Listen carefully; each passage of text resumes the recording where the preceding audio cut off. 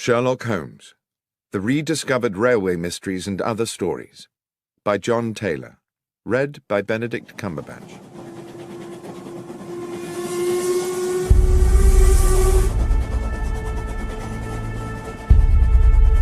An Inscrutable Masquerade.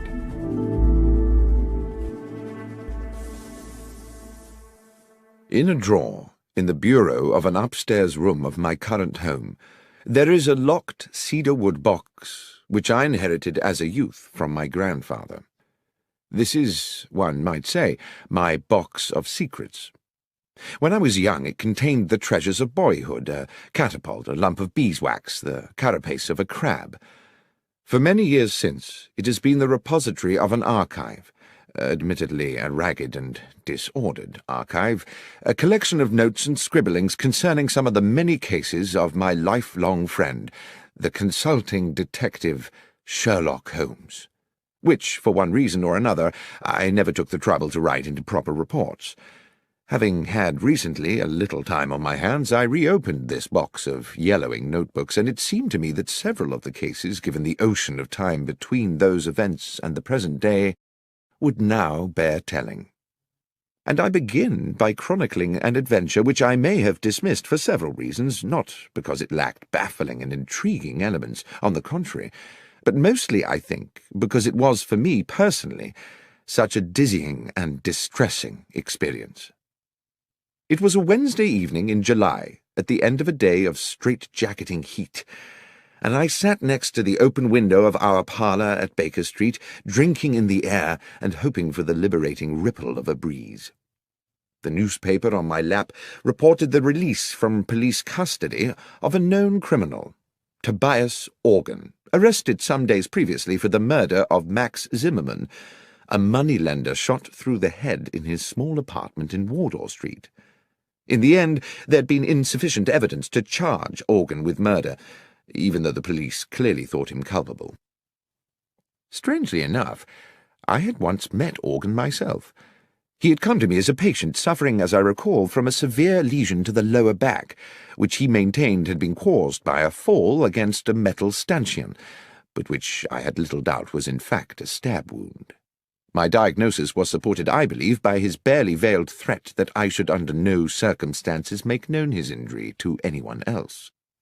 He had an unforgettable, menacing way with him, and I had felt immense relief when he left my surgery. I'd been looking forward to discussing the Organ case with Holmes, who would certainly have some views on the subject, but when he finally appeared for dinner he was irritable and uncommunicative, and from these symptoms I guessed him to be in the process of some taxing mental work. All the same, I had no wish to sit out the meal in silence. "Stifling weather to be out and about, Holmes," I said, peppering a slice of beef.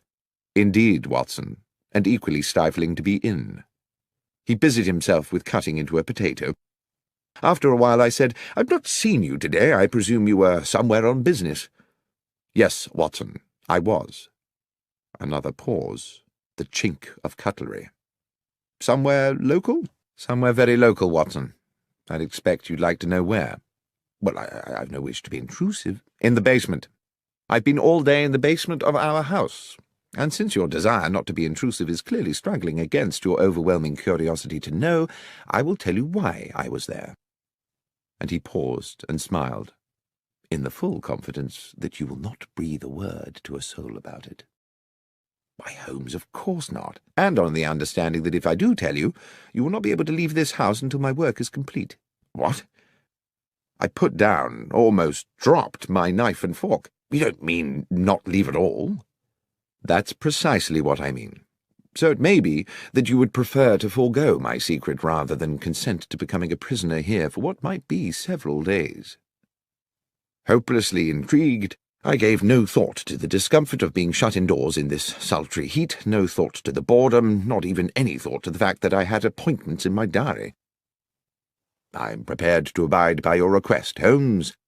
He stood up from the table, his meal unfinished, and went across to the hearth to retrieve his pipe and tobacco pouch. As he filled his pipe and lit it, he sank into his armchair. "I believe you have been preoccupied with the case of Tobias Organ, Watson." Yes, it has been on my mind. How? You twice left the newspaper open at that page. The moneylender Zimmerman, a legitimate businessman with a wife and young children, was murdered with an army rifle. The police have many reasons for believing Tobias Organ to be guilty of the crime, and one of these is that he owns an army rifle. Organ, of course, denies that his firearm is the murder weapon. Well, yes, I said, one would expect he would. But suppose, said Holmes, suppose there was a science which could with certainty tie a bullet to the gun which fired it. Well, that would be marvellous, I said. But there isn't, is there? Well, Watson, let us say that such a science is seminal. It is exactly this problem which I am wrestling with at present in the basement of the house. I've set up a laboratory of sorts down there where I can conduct some experiments. Progress is promising, and if the results are as I expect, they will certainly send Tobias Organ to the gallows. But Organ is an utterly ruthless villain, undoubtedly guilty of a number of murders, but devious enough always to palm them off on others. If he were to gain even an inkling of my work, we would be in the utmost danger. I can see that you would be in danger, Holmes, but how might I be? As I say, Watson, Organ is ruthless. To get at any enemy, his favourite trick is to abduct someone close to his adversary, often with, I'm afraid, horrific consequences. You know too much now, and since I'm not prepared to put you at risk in that way, I fear you must sit it out in these apartments. You must not answer the door, you must stay away from the windows, no visitors. You must lead the life of a prisoner until such time as this matter is settled. Well, I said, it might be good for me. I have a medical paper to write, and the period of confinement might induce me to keep my nose to my studies. Excellent, Watson. I'm sure your sacrifice will not be in vain. I really did not see myself sacrificing very much at all. I spent the evening cancelling all appointments of the following week, and went to bed rather looking forward to a few days of fruitful incarceration. The morning found me in a hopeful mood in what appeared to be an empty house. Holmes, I presumed, had already descended to his basement laboratory. Our landlady, Mrs. Hudson, had left me a pleasant, cold breakfast, an indication that she herself had had to leave the house early. The day, while already warm and bright, had not yet begun to turn oppressive. The clock over the hearth ticked slowly as I settled down to my books, experiencing for the first time since my student years some of the quiet ecstasy of study. By midday, the room had become hot. My concentration meandered, and thirst plagued me. I wandered downstairs to Mrs. Hudson's apartment and found her still absent, so I proceeded down to the basement to ask Holmes whether he knew what arrangements had been made for lunch. The door to the basement was shut, and when I tried the handle, I found it to be locked. From within, I could hear the occasional crack of what sounded like a gun being fired, and the grind of metal on metal like ball bearings rolling round an iron bowl. "Holmes, are you there? Watson, what are you doing here?" "I'm in the process of an investigation." "Indeed?" "Yes, I'm trying to find out what's happening about luncheon." "You'll have to prepare something for yourself," he called back. "I'm afraid I've sent Mrs. Hudson away. I cannot risk the lives of innocent people. And Watson, be so good as to keep away from the basement. Confine yourself to our own rooms and to the kitchen. There's a good fellow." "Very well, Holmes, but—" "Yes?" "I really would very much like a newspaper." "I'm afraid you must do without. Neither of us can take the chance of leaving here until this business is complete. Now, please, let me get on." I trundled to the kitchen. I managed to find myself some bread and cheese, which I took back upstairs. Our rooms were now very hot, and since I was forbidden to sit near the window, I ate my luncheon over my books, dropping crumbs into the creases of Gray's Anatomy and beginning to feel restless. After lunch, I managed to force myself to a little more work, but by 3 o'clock had fallen asleep in the armchair. I woke to hear the sounds of evening traffic moving along Baker Street. I listened with something like envy to the busy hubbub of those who were free to come and go, who had families to return to, and simple feasts awaiting them at convivial tables. My lot seemed bleak by comparison. Holmes did not emerge from his infernal basement, and Mrs. Hudson did not appear with an evening meal. I cannot recall how the rest of the evening passed. The heat absorbed during the day by London's pavements now radiated back to thicken the evening air. The world outside, of which I had no news, became gradually silent, and I, hungry and disconsolate, went finally to bed. The next morning, after a makeshift breakfast, I got down to some work, and was well into the argument of the paper I was writing, when I began to realize that the room was again beginning to become airless and oven-like. Determined not to succumb to lethargy as I had the previous afternoon, I decided that despite Holmes's strict embargo on going near the window, I simply must have some air. As I raised the sash, I saw a cab approaching along Baker Street and stopping directly beneath the window. The passenger who stepped out was Nicholas Cartwright, an old university friend now writing for the Times. I hadn't seen him for a couple of months, and he seemed about to pay a surprise visit. Desperate as I was for company, I could not forget the promise I had made to Holmes to admit no visitors. The doorbell rang. My first idea was to wait for Cartwright to give up and go away, but there quickly came a second ring, and with it a call from the street through the now open window. "Watson!" A note of anxiety in his voice suggesting that all was not well. Cartwright was a good friend. I did not see how I could linger there pretending to be deaf when he might be in need of my help. I dashed down the stairs and opened the front door. "Watson, so pleased to have found you." The statement immediately struck me as odd, as did Cartwright's whole demeanour, but mindful of the proximity of Holmes in his makeshift laboratory, I whispered, "Look, old chap, odd things are going on. Come up, as quietly as you can. I'll explain there." A sudden sharp crack issued from the depths of the house, and I hoped that, preoccupied as he was, Holmes would have no inkling of the presence of my visitor. As we entered the parlour and shut the door, Cartwright said, "Watson, I've been worried about you. I didn't even know if I'd find you here." "Worried?" "Yes. The story in the Gazette regarding yourself and Mr. Holmes. Did you know it was in the papers?" "Cartwright, I haven't the least idea what you're talking about, and as for newspapers, I haven't seen one in days. Here." He tossed me the paper, open at about the third or fourth page, and I read the following headline and accompanying article. "Sherlock Holmes and Dr. Watson part company? After several years of celebrated collaboration, the eminent consulting detective Mr. Sherlock Holmes and his medical companion Dr. John Watson have terminated their professional partnership and, it seems, simultaneously ended their personal friendship. Mr. Holmes said that while he continued to hold Dr. Watson in high esteem and to regard him as a man of exceptional honour and professional competence, circumstances upon which he could not and would not elaborate had made it expedient for them to go their separate ways. There was no comment from Dr. Watson." I stood for a moment, holding the newspaper and averting my gaze from Cartwright.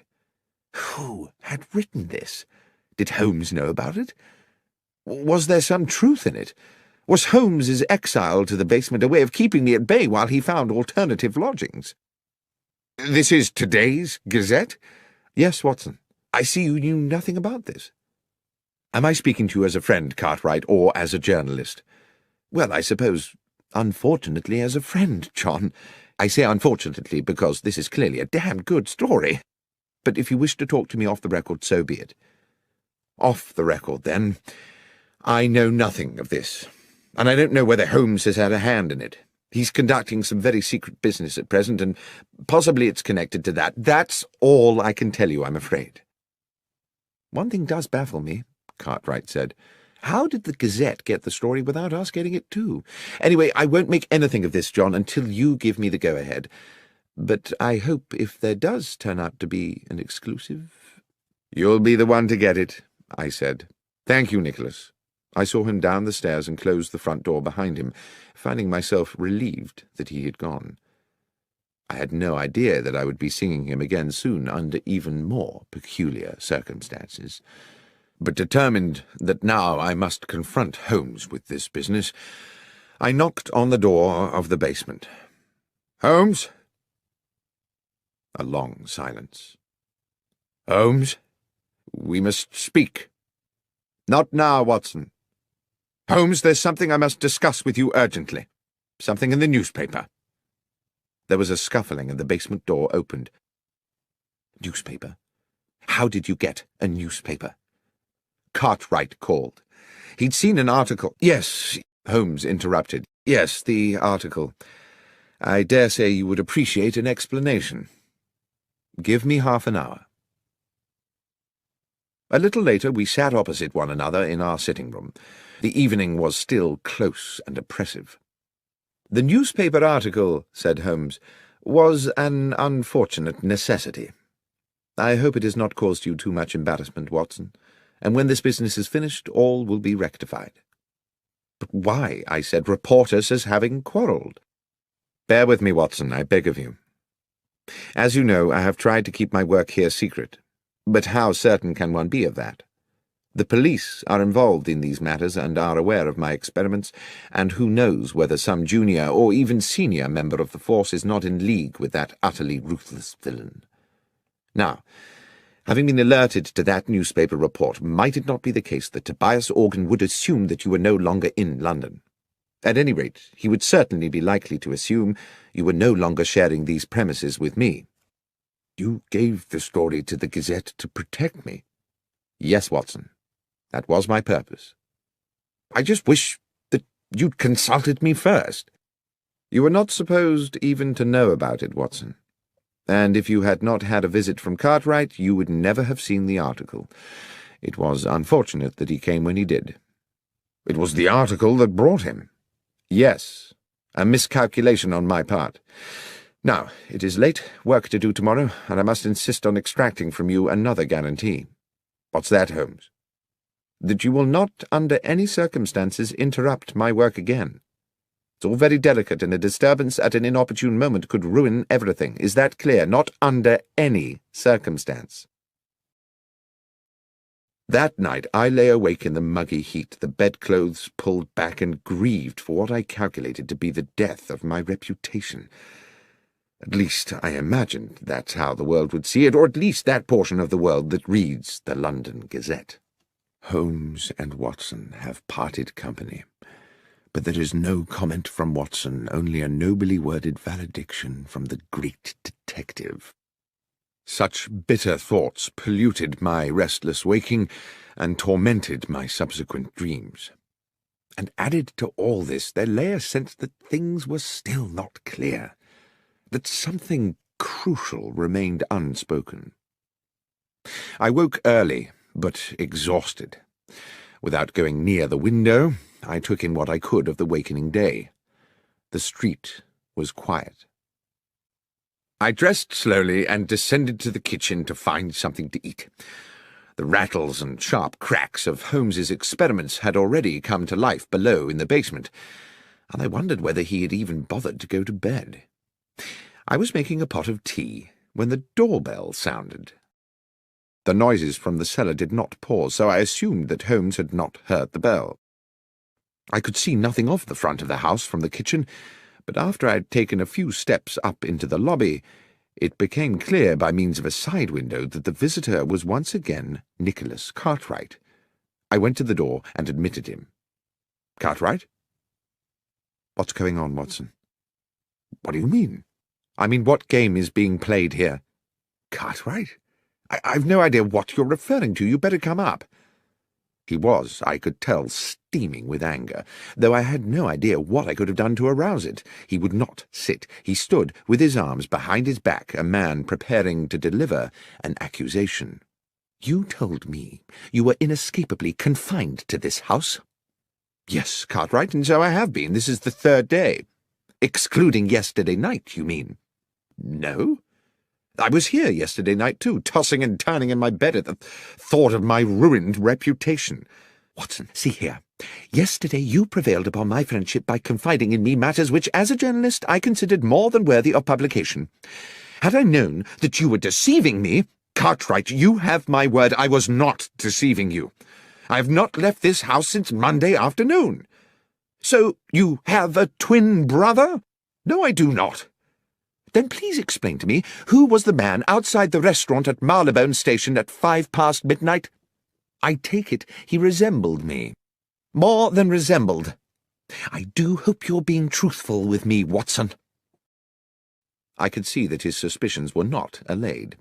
I even began to wonder whether my restless period of waking the previous night had itself been a dream, and whether I had been sleepwalking. Such things are possible, I know, and the heat, my fatigue, and the events of the last days had left me so baffled that in that moment of confusion I could not entirely rule it out. "What happened," he said, "was that I was walking through the station concourse when I spotted you by the wall of the restaurant, which by then was closed, talking to a man in a brown felt hat. I would have approached you, but when I caught your eye, you cut me as dead as if you didn't know me, and I assumed your conversation was of some importance. The more I thought about it, the more I thought it was a poor way to treat a good friend." Suddenly the fog in my brain gave way to an horrific clarity.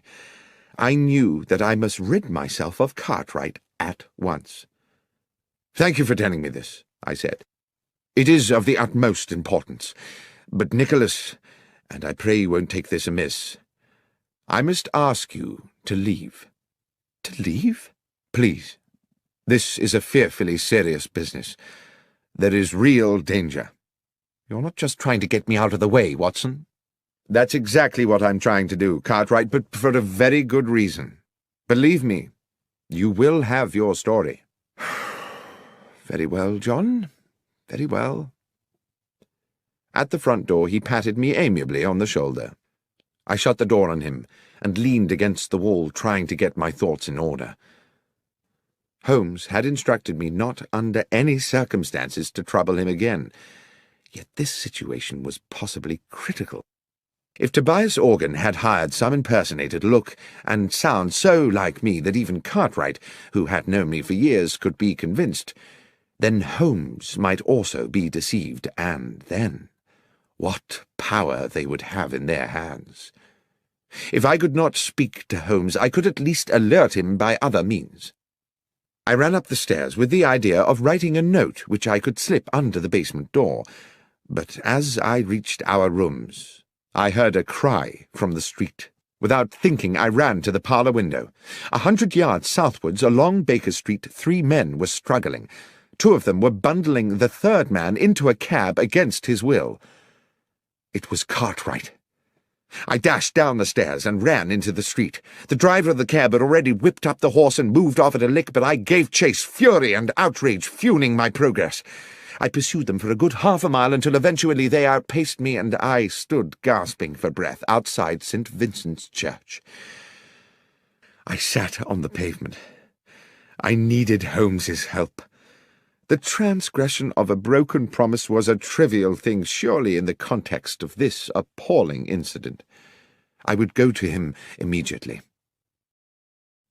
Aware that, in the haste of my pursuit, I'd left the front door of the house open, a new anxiety overcame me. Clearly this kidnap was the work of Organ's ruffians, and who was to say that they would not take advantage of an open door? I trotted as briskly as I could back to Baker Street. But the door was no longer open, and on such a close and windless day I thought it unlikely it had been closed by a draught. The horrible thought occurred to me that someone may have already got in, and then everything seemed to tumble into place. Cartwright's abduction had been intended to draw me out of the house so that the man masquerading as myself could gain entry. Holmes would be unaware of this. He would eventually open the door of the basement to his assailant, and believing it was myself he was admitting, would offer the easiest of targets. I had left the house without a key, but I knew there was a possibility of access via the rear of the terrace. This entailed my knocking at the door of our neighbour, Mrs. Harben, an elderly, amiable woman who seemed happy to allow me access to the rear of the building. Here I was obliged to scale a wall to the yard outside the back of our own dingy basement, the front room being that which Holmes had taken for his makeshift laboratory. There was no light within. I opened the door with infinite slowness. The noise of Holmes's experiments seemed to have stopped. The door that connected this room to the front half of the basement was 6 or 7 short paces away, but it was too dark to see whether the bare floorboards were liable to move and groan when I trod upon them. I tested each step before lowering my weight, and moved with the floating motion of a rather overweight pantomime artist. 1, 2, 3. Then there was movement behind me. A hand was clamped across my mouth and an arm locked around my throat. The grip was expert. I could not breathe or move. The hot breath of my assailant in my ear whispered, "Doctor, do not cry out. I'm going to release you and you will turn round slowly and face me. You must not make a sound. Tap my hand if you understand." I reached up to the hand around my throat, and obediently I tapped it. The arm released me, and as quietly as I could I took a deep draught of air, turning as I did so. "Lestrade!" "Shh! Yes, Doctor. Wasn't expecting you here. Or rather, in a sense I was, but since you are just about to arrive, I wasn't expecting you to come in the back way as well." The policeman smirked at his little conundrum. "Will you explain to me," I began, "what on earth you mean?" "Not now, Doctor," he said. "Glad you're here, though, sir. An additional pair of ears. Up close to the door now, and listen, it won't be long." It was indeed less than a minute before we heard the door from the front of the house opening into the laboratory, and the arrival of what sounded like 2 men. The door was closed with a thump, and a gruff voice said, "So this is it?" "Yes, this is where he's working." There was something familiar about that second voice. "And he won't be back for a while?" "No. Half an hour, I should think." At that moment, with a shock, I recognized the other voice. It was my own. I turned to Lestrade again, but he just put his finger to his lips and indicated that I should continue to listen. "So what's the plan, then?" asked the gruff voice within. "To match the bullet that killed Maximum with the ones from your gun," said my voice. "The police know you killed him, but they need Holmes to provide them with evidence that will convince a jury. Evidently, I thought, the gruff character is Tobias Organ." I heard him pace about, then spit noisily. "Zimmerman's not the first one I've topped, and they've never got me yet. They say you only got £4, 10 shillings from him." "Never you mind what I got. Anyway, I never killed him just for the money. I killed him because he gave me a bad look. He gave me a bad look, and I gave him a bad headache. A bullet right between the eyes. Now, let's deal with this little problem." Suddenly there was a tumultuous crash, as if one of the walls had fallen in. "In we go, Doctor," said Lestrade. He pushed the door hard, and we rushed into the laboratory, where Organ had kicked Holmes's equipment flying in all directions, and where, to my amazement, I saw that he was now being attacked by myself. A perfect duplicate of me cracked him a right hook, then a left hook, and then felled him with a blow to the side of the head. Organ hit the floor like a sack of cabbages. Lestrade was on him in a flash, cuffing Organ's arms behind his back. Lestrade blew his whistle and then proceeded to arrest him. As I stood back to get a better look at my other self, the duplicate doctor put a hand to his own face, wrenched at his upper brow, and pulled and stretched until he had removed his entire face, revealing, beneath the peeling mask, the flaming eyes of Sherlock Holmes.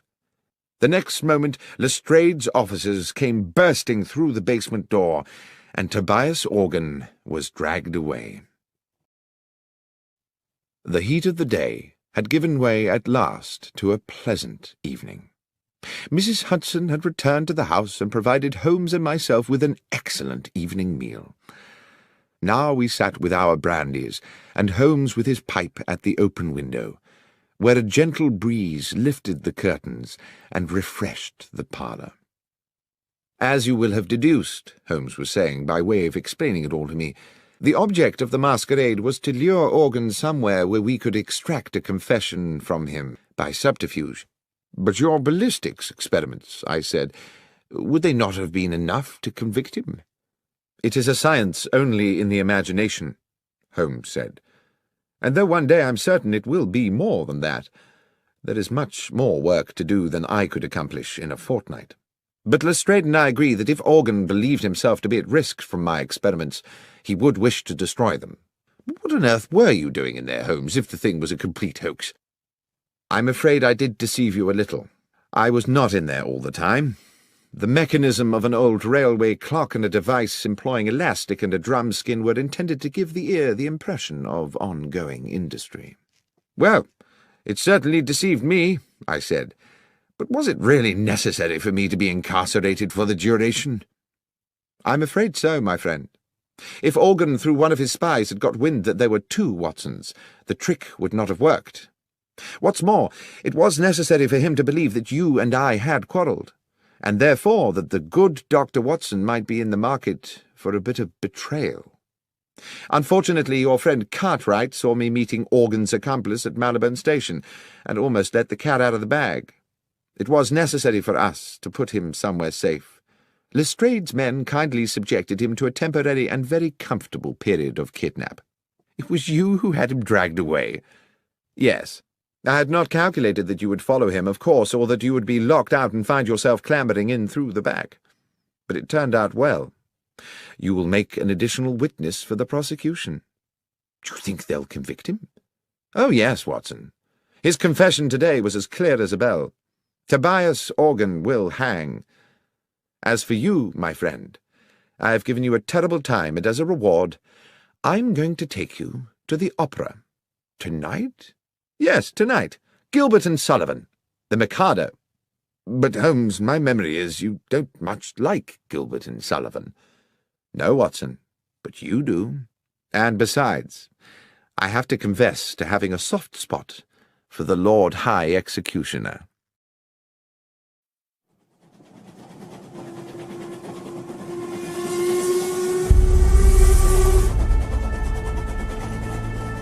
The Conundrum of Coach 13. On an October morning, when rain streamed from the black clouds that swept above our Baker Street lodgings, I found my friend Sherlock Holmes in a similarly overcast mood. He had not had a case in weeks, not at least what he called a decent case, and he had been huffing and puffing about the house for 2 days. It was with some relief to both of us, therefore, that we heard the slowing approach of a cab in the street outside, and both moved eagerly to the window. The hansom did indeed stop directly beside our door, and after a moment a large and finely dressed middle-aged gentleman emerged into the downpour, paid his fare, and rang our doorbell. Holmes was smiling. Now what could make a rich American so distressed, Watson, that he would come pell-mell here to us from Paddington? "An American?" I said, drawn irresistibly, as usual, into Holmes's tantalizing games. "Certainly, and I think a formidable character." "And do you wish to tell me how you deduce all that, Holmes?" "I deduce his distress and his nationality from the fact that he just tried to pay the cabby in American dollars before recalling which pocket held his pounds sterling. As for his coming from Paddington, that was the easiest of all, for the driver of the hansom is Henry Brown. I'm surprised you do not recognize him, who always works from the Paddington rank. As ever, Watson, I apologize for the banality of these observations, but you did ask." By now there were footsteps on the stairs, as Mrs. Hudson escorted the visitor to our apartment. While I inwardly delighted to note that my friend had returned to his amiable best in anticipation of a new challenge, I found myself praying that it would be a challenge worthy of his powers and his pent-up energies. No sooner had the door opened than the huge, rotund figure of our visitor, bright in a cream suit, burst into the room like an actor onto a stage, determined to establish his character instantly. "Mr. Holmes!" boomed the American voice as both his arms swept forward to grasp my right hand. "Benedict Masterson! What a great privilege to meet you!" "Delighted, but I am Dr. John Watson," I replied. "This is Mr. Sherlock Holmes." With equally booming apologies, he bowed charmingly to me and turned to my friend. "Ah, yes. Now I see. Unmistakable, unmistakable." The impression given was that he had found the first Sherlock Holmes of his acquaintance a little short of his expectations. "Mr. Holmes, I wish to ask you to act for me in a business both mysterious and distressing." "You had better sit down, Mr. Masterson," said Holmes, "and tell us everything." and having settled his cream-covered bulk into an armchair and accepted a cigar, on which he continued to puff anxiously as he spoke, the American told us his story. "I am a dealer in gold, gentlemen. Gold has been my life. My father owned small mines in Nevada, which gave us a comfortable living. In my turn, through judicious trading, I've made these assets yield a fortune. I came to London last week because your own Bank of England had made an order for a substantial quantity of gold bars to boost its reserves. The bullion was shipped into Bristol Harbour and transferred yesterday onto a chartered London train for transfer to the bank. I have been in London doing the paperwork, of which there is, let me assure you, no small amount. And I went to Paddington this morning to meet the consignment. The train was there, the gold was not." "I see," said Holmes. "Stolen." "Undoubtedly. How much?"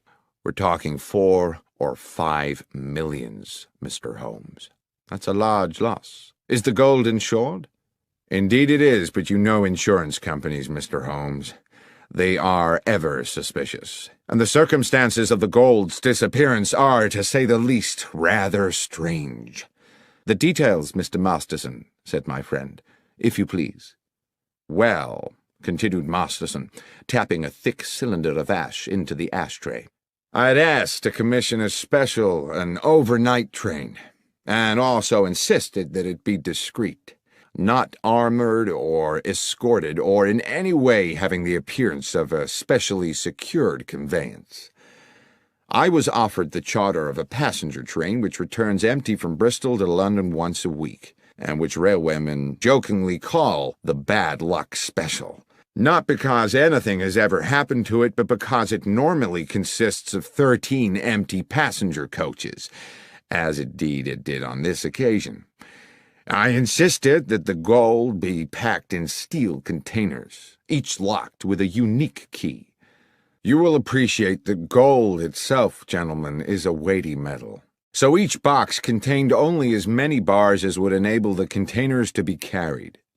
In order to prevent the possibility of them being removed from the moving train, I ensured that while they were small enough to go through the open carriage door, they were too large to pass through the windows, even with the windows slid down to their largest aperture. I then arranged for the doors of the bullion carriage to be locked from the outside so they could not be opened until the train reached London." "The train was empty then, apart from the driver and fireman of the locomotive?" "No, Mr. Holmes.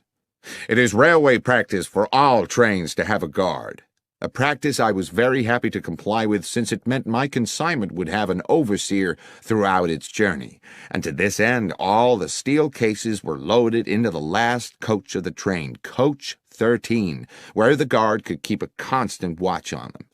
The man employed for the job was a Mr. Lyons, Mr. John Lyons, a mature and trusted employee of the railway company." Here, strangely, Mr. Masterson stopped and smiled. I inquired whether he had ever worked on the French railways. Gare Lyons, you see. Gare de Lyon." Holmes smiled politely and nodded. "Forgive me, gentlemen, I could never resist a pun. To continue, the train left Bristol at 3 this morning, as scheduled. But when it arrived at Paddington at 6, the steel boxes of gold were gone. Mr. Holmes, this was an impossible robbery.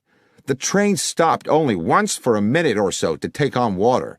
Hardly time to unload a single box of bullion, let alone 100 of the darned things, weighing in at 150 pounds apiece." "And the guard?" asked Holmes. "Lyons claimed that he fell asleep somewhere into the journey and woke to find the bullion disappeared. He's being held at Paddington along with the driver and engineer, but all ardently protest their innocence." "And with regard to other suspects, can you think of anyone in your organization who might feel inclined to take advantage of you?" Masterson pinched his lips and looked embarrassed. "Well, if I may confide something to you in the strictest confidence, my estranged wife, Laura, still has shares in the company. She believes that she should have more. There is, some bitterness in this regard. However, I know Laura well enough to doubt that she is a thief. My friend simply said, "Thank you, Mr. Masterson. I will certainly take the case on. Would you be so good as to wire Bristol and inform them that Dr. Watson and I are on our way?" "I will, sir. You mean to go there today?" "Indeed, yes, as soon as I have made a check or two at Paddington Station." "Well, I surely thank you. I can think of no better hands in which to leave the case of the bad luck special than those of Mr. Sherlock Holmes." Holmes did not smile. "I never leave anything to chance, Mr. Masterson. Perspicacity and reason are the tools I employ." "Forgive me, Mr. Holmes. As I say, I am fatally attracted to puns." "We will keep you in touch," Holmes said, "with all developments." Within half an hour we were at Paddington, but before boarding the Bristol train, Holmes wished to make certain that the so-called bad luck special was secure. The train had been shunted into a siding, and we were relieved to find that police responsibility for the case had fallen to Inspector Stanley Hopkins, a young but ambitious detective with whom Holmes and myself had had numerous dealings in the past. Hearing that we were being engaged by Mr. Benedict Masterson, the inspector agreed to watch over the train and make sure it remained undisturbed until our return to London. It was still raining when we arrived at Bristol, where we met the station foreman, George Willits, an amiable man in his 50s, who gave the comforting impression of having been in his job for a lifetime and knowing the whole business inside out. Willits had been on duty the previous night and took us directly to the goods platform from which the bullion train had left. Though he did his best to be of assistance, he looked painfully weary. "I apologise to you gents for my appearance," he said, "but I was on night shift last night seeing out the special. Was just about to go off when the message came from London about the theft, so I've not yet been home to bed." "We won't keep you long, Willits," Holmes said. "I understand you were here when the bullion boxes were being loaded." "I was, sir. I supervised them myself. Watched them being lifted into the guard's carriage at this very spot, before I sent the signal to bring in the rest of the train." "The guard's coach was not connected to the train while it was loaded." "That's right, sir. The rest of the train was shunted out of the siding and coupled up just before she was due to leave." "And who brought her in?" "Tommy Marriott, the engineer, and his fireman, Pat McGlinchey." "Old hands?" "Not quite so much a fixture as myself, Mr. Holmes, but they've been around the best part of 10 years. They're sound men." "Good. Now, if you'll bear with me a little longer, Willits, I'd like to ask you a little more about the gold itself. How many men were involved in loading the carriage?"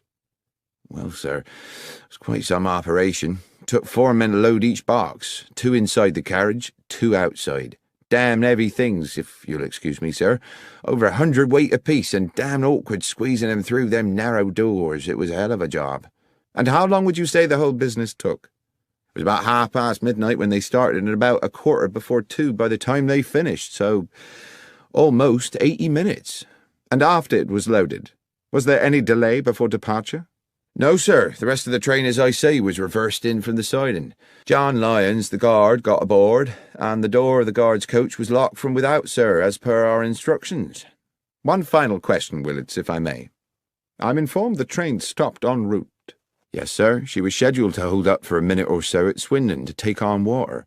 "It stopped for no longer than that, and at no other time?" "No, sir. The signalman would know for sure if she'd been held over for more than a minute, and that's already been checked." Holmes seemed to pause for a moment while he considered all this information, and then he said, "Willits, I am most grateful for your detailed and, I have no doubt, accurate recollections.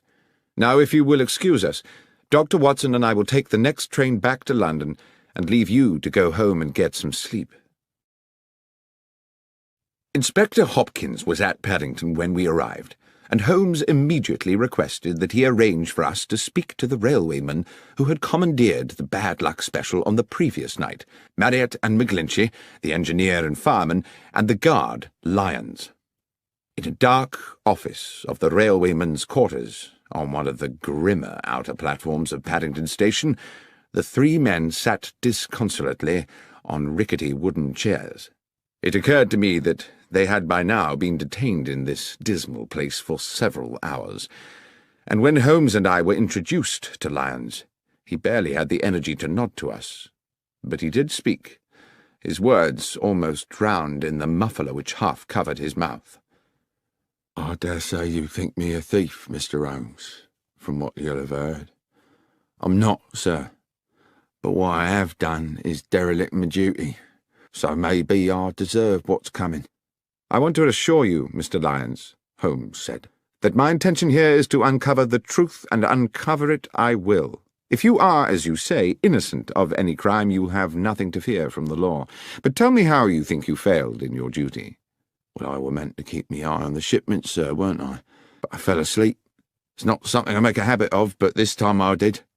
"And woke to find the bullion gone?" "A nightmare, sir.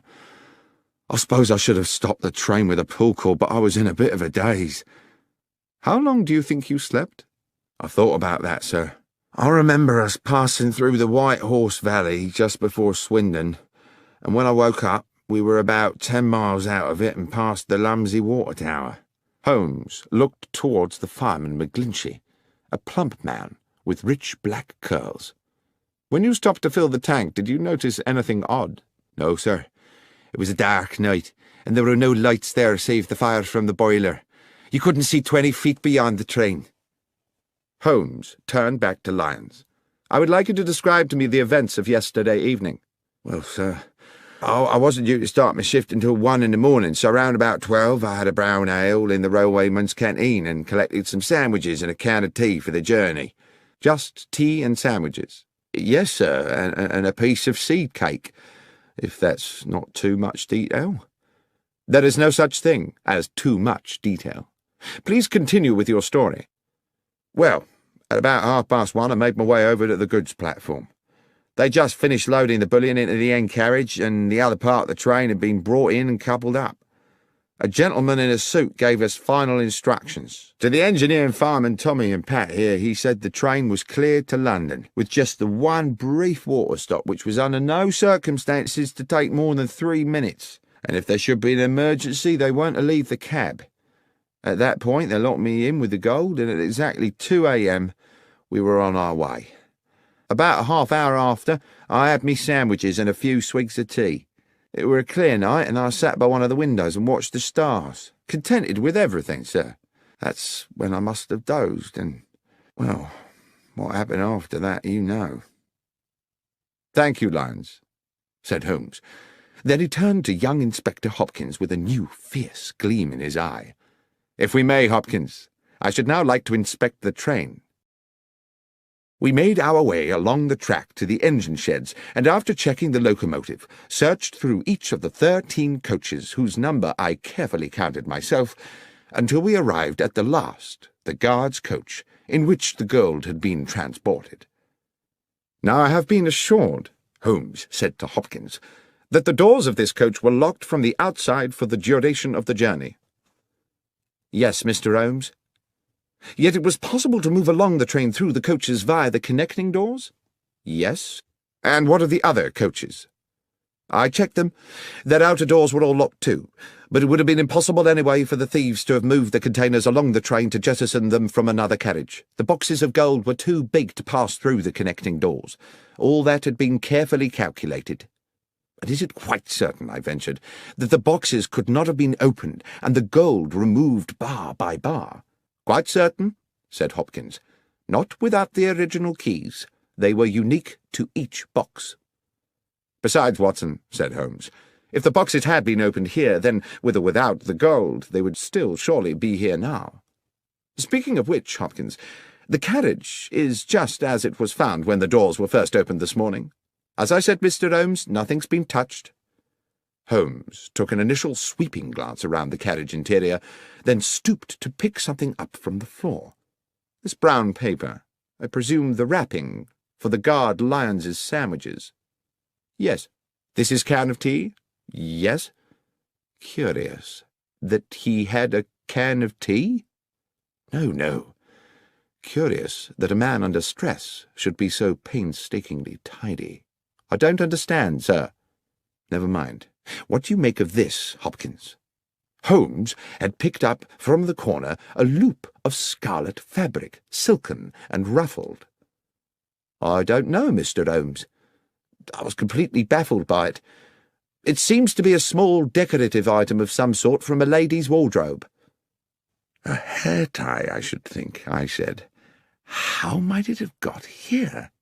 I don't know, Doctor, I'm sure. But I suppose it's theoretically possible that someone might have concealed herself in another carriage. Holmes had put the object to his nose. There is a perfume to it, he said, but faint, as though it had not been worn for some time. Could it belong to the thief? I asked tentatively. Possibly, said Holmes, though I think that might have been a thief too many. He stooped to replace the scarlet fabric on the floor of the carriage. I think we are close to a conclusion, Watson. Hopkins, I should like to talk to the guard lions again, and to the driver and his fireman. Please make sure that there is at least one other police officer present, and we must be sure to invite Mr. Benedict Masterson to our little denouement, since he's been kind enough to pay the fee for this investigation. By the time Masterson arrived, the clock was approaching 9, and we sat in the old mess-room bathed in dingy yellow gaslight. The rain rattled ceaselessly on the roof and windows, and, when we were all assembled, the 3 weary railwaymen, along with Benedict Masterson, Inspector Hopkins, a junior officer, and Holmes and myself, the gathering became hushed and expectant. Masterson said, "Well, this has certainly been a baffling business, Mr. Holmes. But I assume we're here because you've picked up some clues along the way. You are certainly a man equal to his reputation, sir. The inspector mentioned a red silk trinket of some sort." "Yes," Holmes said. He produced the item from his pocket. "This piece of perfumed fabric. The clear message is that someone was concealed in the carriage with the bullion." "I see. And moreover," I put in, "that the concealed person was probably female." Masterson appeared a little shaken. "Female, you say? Oh, dear." "If I may," said Holmes, "we will return to that later. Mr. Lyons, let us revert for the present to the subject of your sandwiches." "My sandwiches again, sir?" "Indeed. The sandwiches you took on board the train last night, together with the seed cake and the can of cold tea. You say you ate them just before you fell asleep." "Yes, sir."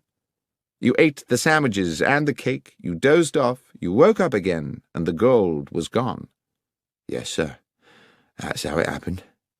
"And when you came round and realized the gold had gone, you say it was like a nightmare." "Yes, Mr. Holmes." "You were very agitated?" "I certainly was. Too agitated, I expect, to sweep the floor of the carriage." "To what, sir?" "I presume you did not sweep the floor of the carriage at that point, in that disturbed state." "No, sir, I didn't. With respect, sir, that's not my job." "Quite. One wouldn't expect you to, which makes it very difficult to explain why, when I examined the guard's coach this afternoon, I found not a single crumb on the floor. Now, can anyone here tell me how it's possible to eat several sandwiches and a slice of seed cake without dropping a single crumb? Or, come to that, a single seed?" "I promise you, sir, what I said about my supper was true. I remember exactly what I brought and exactly what I ate." "I have no doubt of that, Mr. Lyons." "Then what, sir?" "My point is merely that you were obviously not in coach 13 when you ate the sandwiches." "On my honour, Mr. Holmes, I swear I was." "Oh, you were in a carriage, certainly, but you were not in the carriage in which your sandwich wrapper was found. The coach where you ate your supper, the coach with the bullion, never made it to London." "Mr. Holmes, this is confusing," began Masterson. Holmes interrupted. "On the contrary, Mr. Masterson, it's very clear. The coach containing the gold was uncoupled from the train when it stopped for water, run into a siding by those awaiting it, and unloaded of its cargo at their leisure during the night. It was a perfectly dark night. There was no moon, so the railwaymen, as Mr. McGlinchey here has recently confirmed, could from the water pump see nothing of what was going on at the back of the train. "But, Mr. Holmes," said Inspector Hopkins, "the Bad Luck Special has 13 coaches. Everyone knows that. And you will no doubt yourself have noted that we passed through exactly 13 coaches in our inspection of the train this afternoon." "Oh, it has 13 coaches now, of course, Inspector," Holmes said. "And it only struck me after we had left Bristol and its pleasant station-master Willits that he had described to us in detail his whole engagement with the loading of the gold and the departure of the train without once mentioning that he'd counted the coaches before the train left. The fact is, he didn't count them. He didn't think he needed to. The Bad Luck Special had always consisted of 13 coaches. He wasn't to know that your accomplices at Bristol had added an additional coach to the train before it was attached to the coach carrying the boxes. A coach with its seats stripped out to make it practically identical to the bullion car. On that one night, the Bad Luck Special had not 13, but 14 carriages. When the train stopped to acquire water, it simultaneously shed a coach, and it very nearly, he continued, turning back to Lyons, shed a guard, too. You're a very fortunate man, Lyons." "I don't feel fortunate, sir." "Your good fortune is that you are still alive, and that in turn is because you were fortunate enough to fall asleep. Imagine if you had not. The train stops. The thieves uncouple the rear coach with yourself inside it. As soon as you see them, you become a risk to them. There's no telling what they might have done. What I believe actually happened was that as they were releasing the carriage from the train, someone noticed that you were asleep inside. They took the opportunity to move you into the next coach, along with your tea can and sandwich wrappings. You may be thankful you did not wake at that moment." Masterson wore an expression of amazement. "I am full of admiration, Mr. Holmes. But at the same time, I feel somewhat desolated. This clearly means that someone in my organization has betrayed me." "Which brings me back to the ring of scarlet silk discovered in the carriage, certainly an intriguing adornment to the problem," said Holmes. "It could indeed signify the presence of a woman."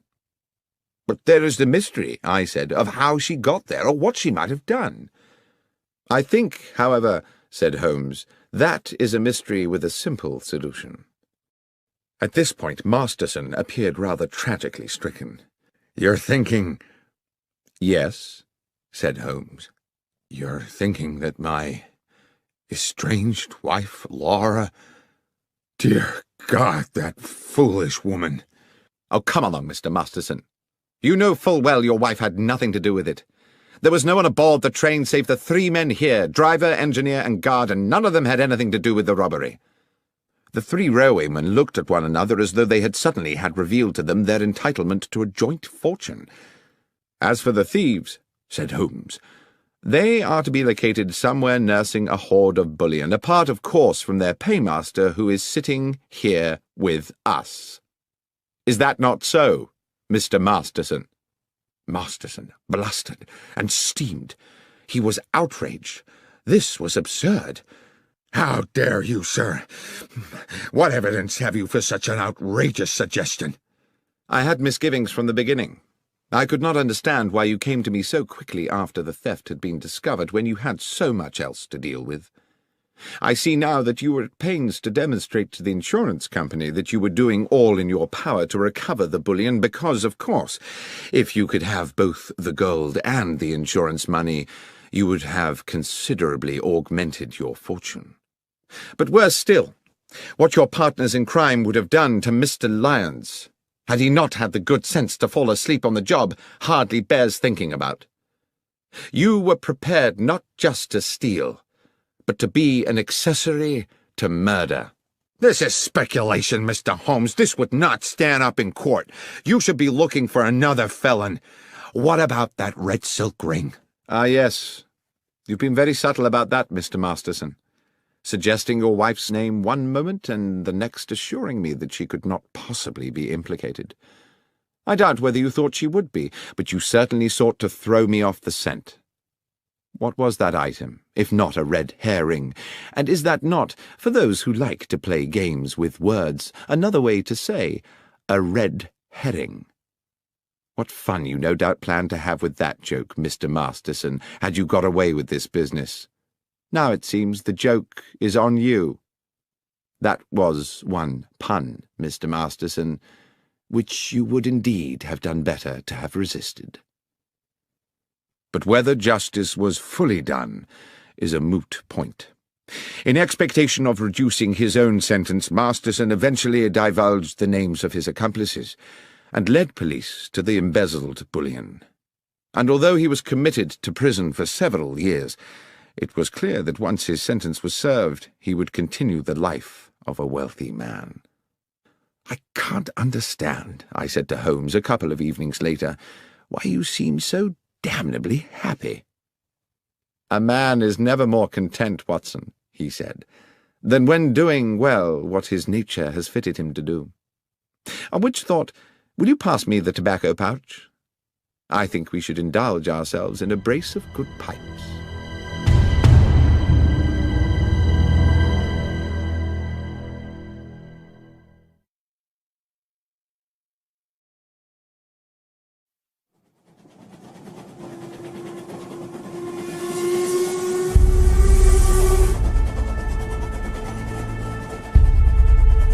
The Trinity Vicarage Larceny.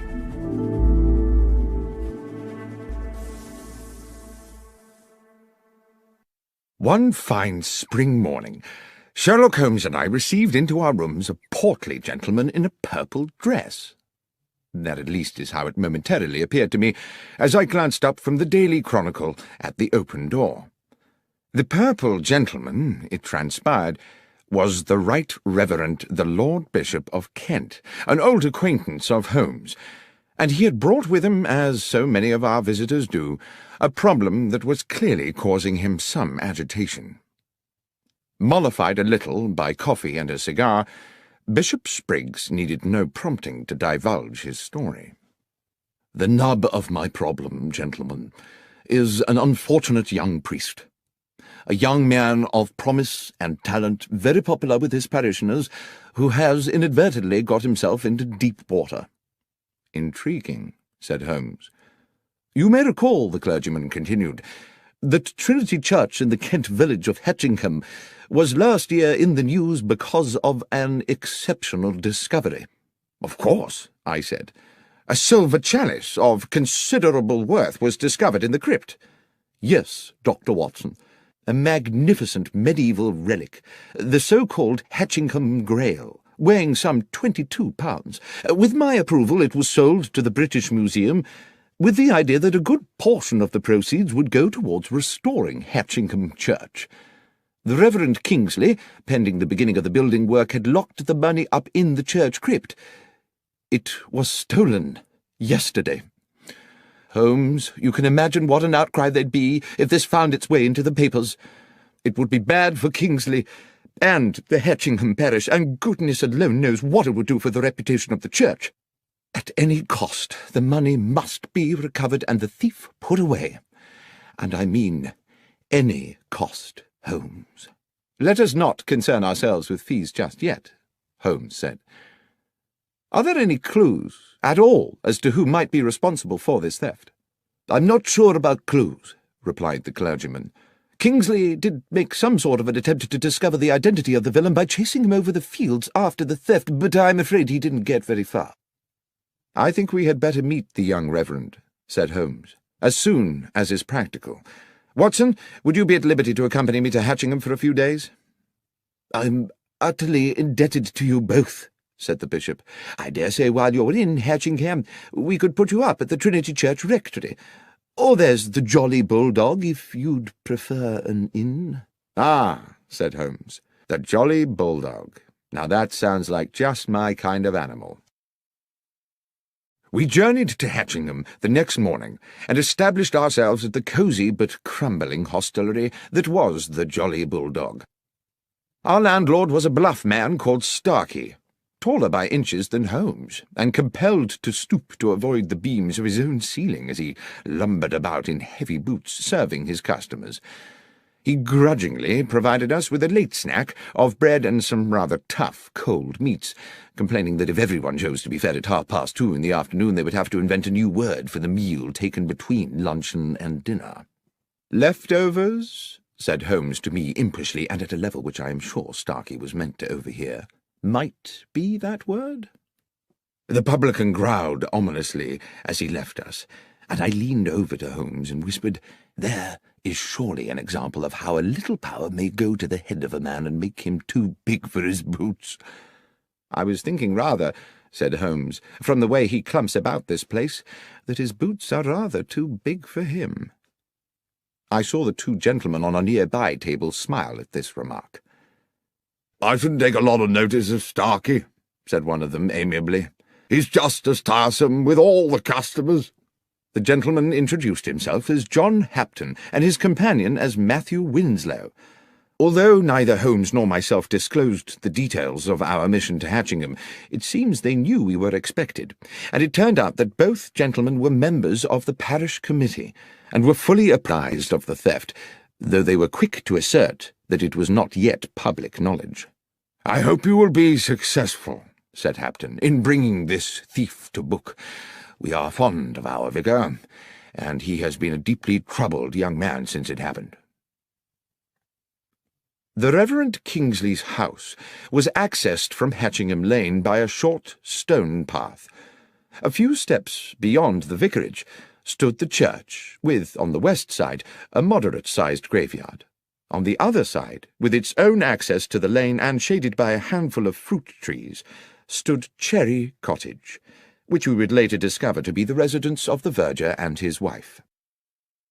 The Reverend Kingsley was a man in his early 30s, small in stature but of good looks, his clerical dress the quintessence of neatness.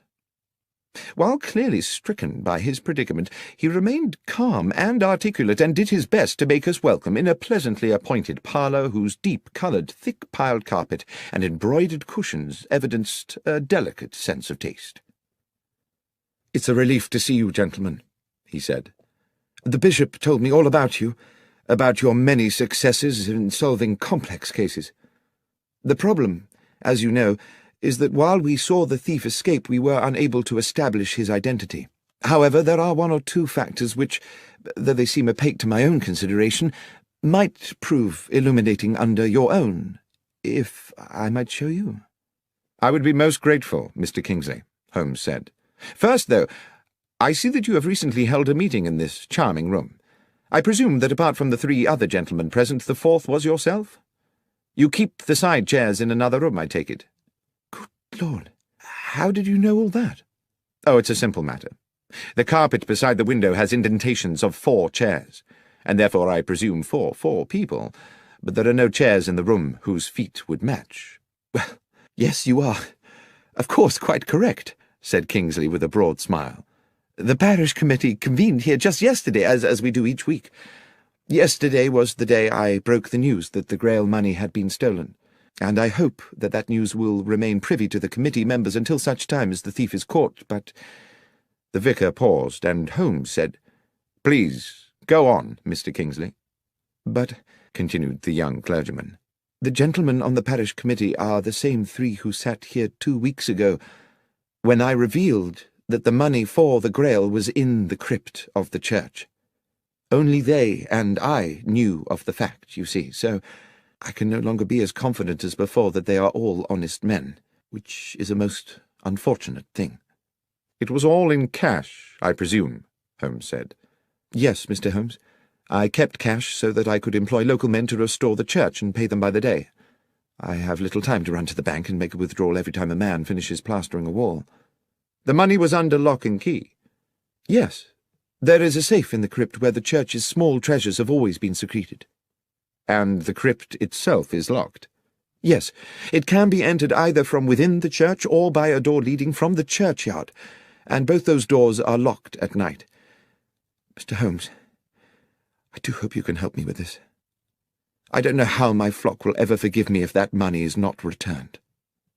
Then perhaps, if you can bear to go over it all again, you would be so kind as to tell Dr. Watson and myself the circumstances of the robbery." "Yes, of course. 2 weeks ago, looking out of this window on a Monday morning at about 11, I saw a man—I'm fairly certain it was a man—standing at the lich gate and looking over into the churchyard.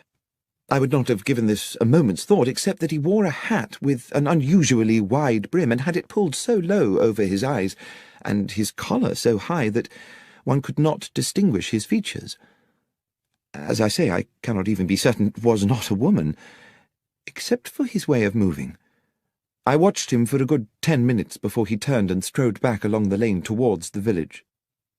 That same afternoon, this time from an upstairs window, I saw him again, but now further along the lane, standing under a tree and once again seeming to study the church and its grounds. His contrived anonymity naturally put me on my guard. In the evening after those first 2 sightings, I was sitting in that very chair, Dr. Watson, which you are currently occupying, when a thought hit me like a bolt of lightning, a thought which you no doubt will be surprised had not occurred to me earlier, that this stranger might have designs on the money in the crypt. After this alarming epiphany, I spoke to my verger, Sam Manners, and his wife, May, who keep house for me.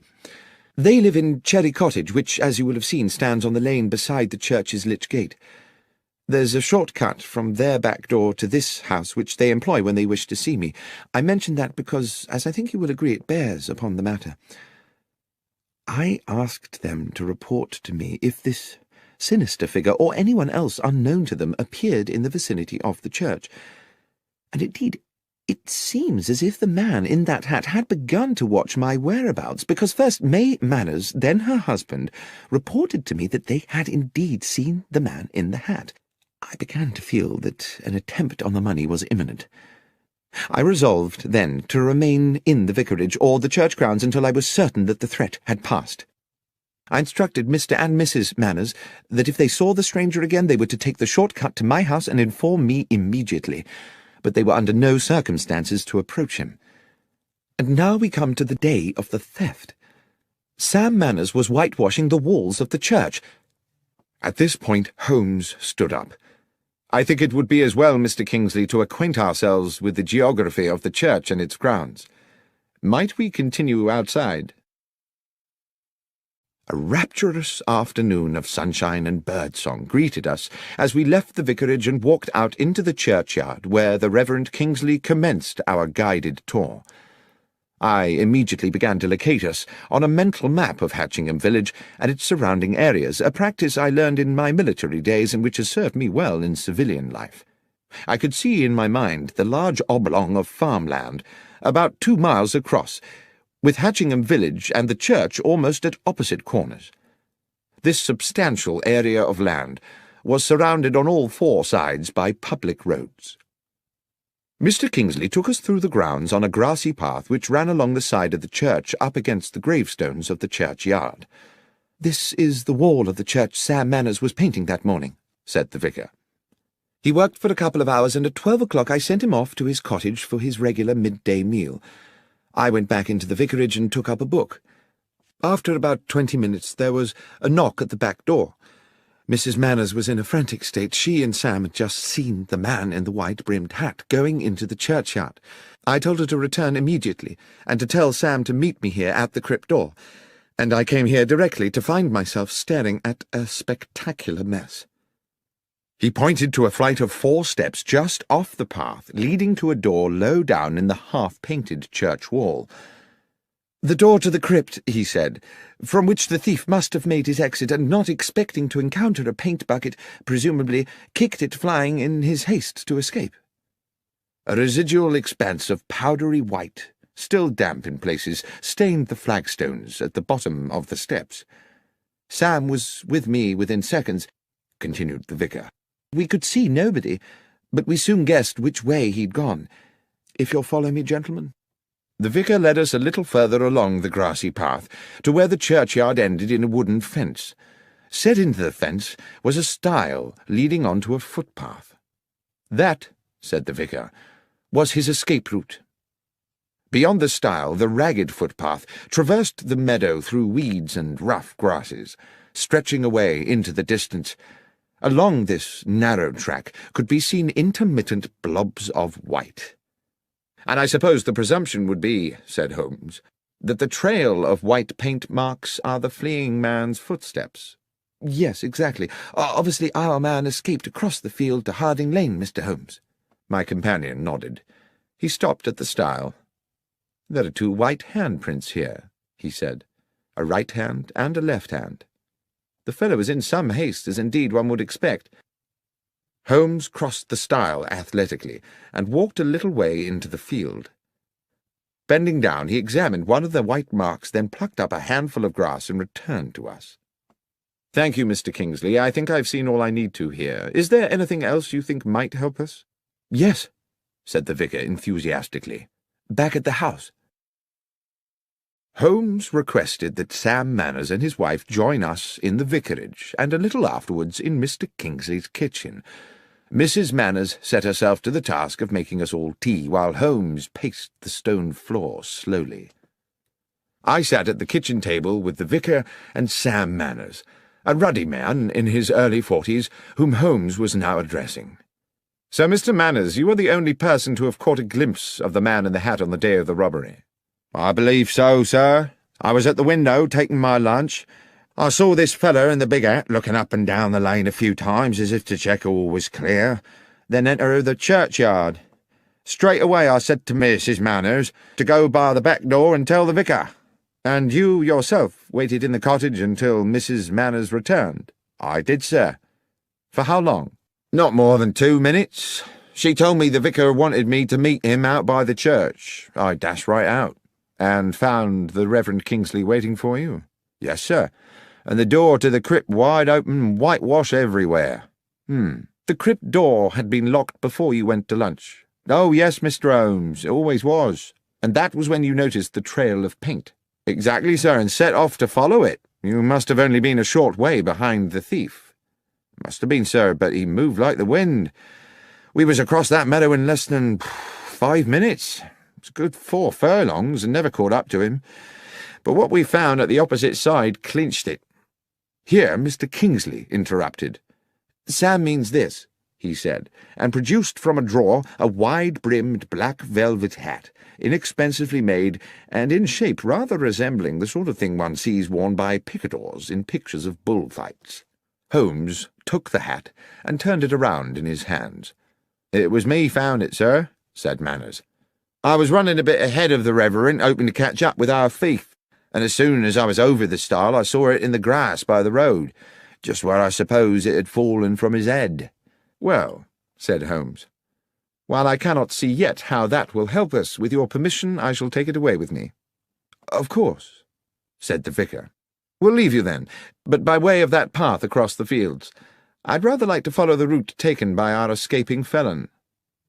And so it was that we made our farewells and set out from the churchyard across the wide meadow towards Harding Lane. Although it had been a week since the church thief had fled, there remained a clear trail of white footprints across the entire width of the field. The path ended at another stile, which gave onto the shaded narrowness of Harding Lane. We calculated that to return to Hatchingham village we could go in either direction around the perimeter of the meadow. We took the route west along the Pincham Road rather than going east and back via the church. As we walked, my companion looked repeatedly this way and that, into the fields at the roadside, the patches of scrubland, and the bushes and trees. "If you note anything, you must let me know, Watson." And I agreed that I would. But the fields lay bright and innocent in the late afternoon air, and the trees were populated only by birds jubilantly enjoying the sunshine. Then, as we crossed a bridge over a gurgling stream, Holmes stopped halfway. "There's something there. Do you see?" He pointed to the bank of the stream, above which a hawthorn overhung the rushing water. "Something in that bush. A pair of somethings, unless I'm mistaken." We clambered over the balustrade of the little bridge and dropped onto the bankside. The hawthorn was thick, and even at close quarters my eyes were at pains to penetrate into its depths. Holmes, using a fallen branch the thickness of his arm, smashed his way into the bush. His soft cry of triumph told me he had found something, and he reached in and retrieved in one hand a large pair of leather boots. "What do you think, Watson? Is this or is this not the footwear of our thief?" "They're certainly large, those of a very big man, I should say, and there are white marks on the soles. Shall we see how they fit those prints on the church meadow?" "I think we can assume that much, Watson. But what would induce the villain to jettison his boots here?" "Perhaps," I said, "he thought he was still being chased, and knew that if he were caught wearing them he would be recognized straight away." "Equally suspicious if he'd been found with no boots at all," said Holmes, "though I suppose he may have carried a spare pair of shoes with him. Watson, it is fairly clear to me the thief is a local man. Why, unless he feared to be recognized, would he indulge in such an elaborate disguise? Let us go back to the Jolly Bulldog. That, after all, is where the locals like to congregate." In fact, on our return to the inn, we found John Hapton and Matthew Winslow, the parish committee men we had met earlier, having returned to, or perhaps never having left, the same table. As we sat down, Holmes placed beside him on the floorboards the pair of boots we had found in the hedgerow, causing the two gentlemen to look at them inquisitively. When Starkey, the landlord, arrived to serve us, the first thing he said was, "Your boots, gentlemen?" "Not ours," said Holmes. "We found them in a bush in Harding Lane." "Strange what some folks'll throw away," said the publican. "They looks in prime order to me." "Hardly been worn," Holmes replied, and then he asked, "Would these boots fit you, Mr. Starkey?" And seeing our companions on the nearby table watching, he added, "Or either of you, gentlemen?" "Not me, sir," Starkey replied, rather more amiably than I had expected. "I know my boots look weighty, but my feet ain't so big as you might think. It's just I'm subject to blisters." "But you find big boots help your blisters?" I asked, my experience of patients suffering with that condition telling me the opposite. "No, sir. To start the blisters, I need to put on 3 pairs of thick hose, so I always gets my boots well over my proper foot size." Then, rather sardonically, he said, "Thank you, though, for asking, sir." Mr. Hapton, on the next table, asked, "Do you mind me asking, sir, what's your interest in boots?" Holmes said, "It's an investigation we are conducting in which boots have, well, some scientific significance." Then to me he whispered, as our neighbour turned away with a disbelieving grimace, "It's as I thought, Watson. We have our culprit." "Starkey? No, not Starkey.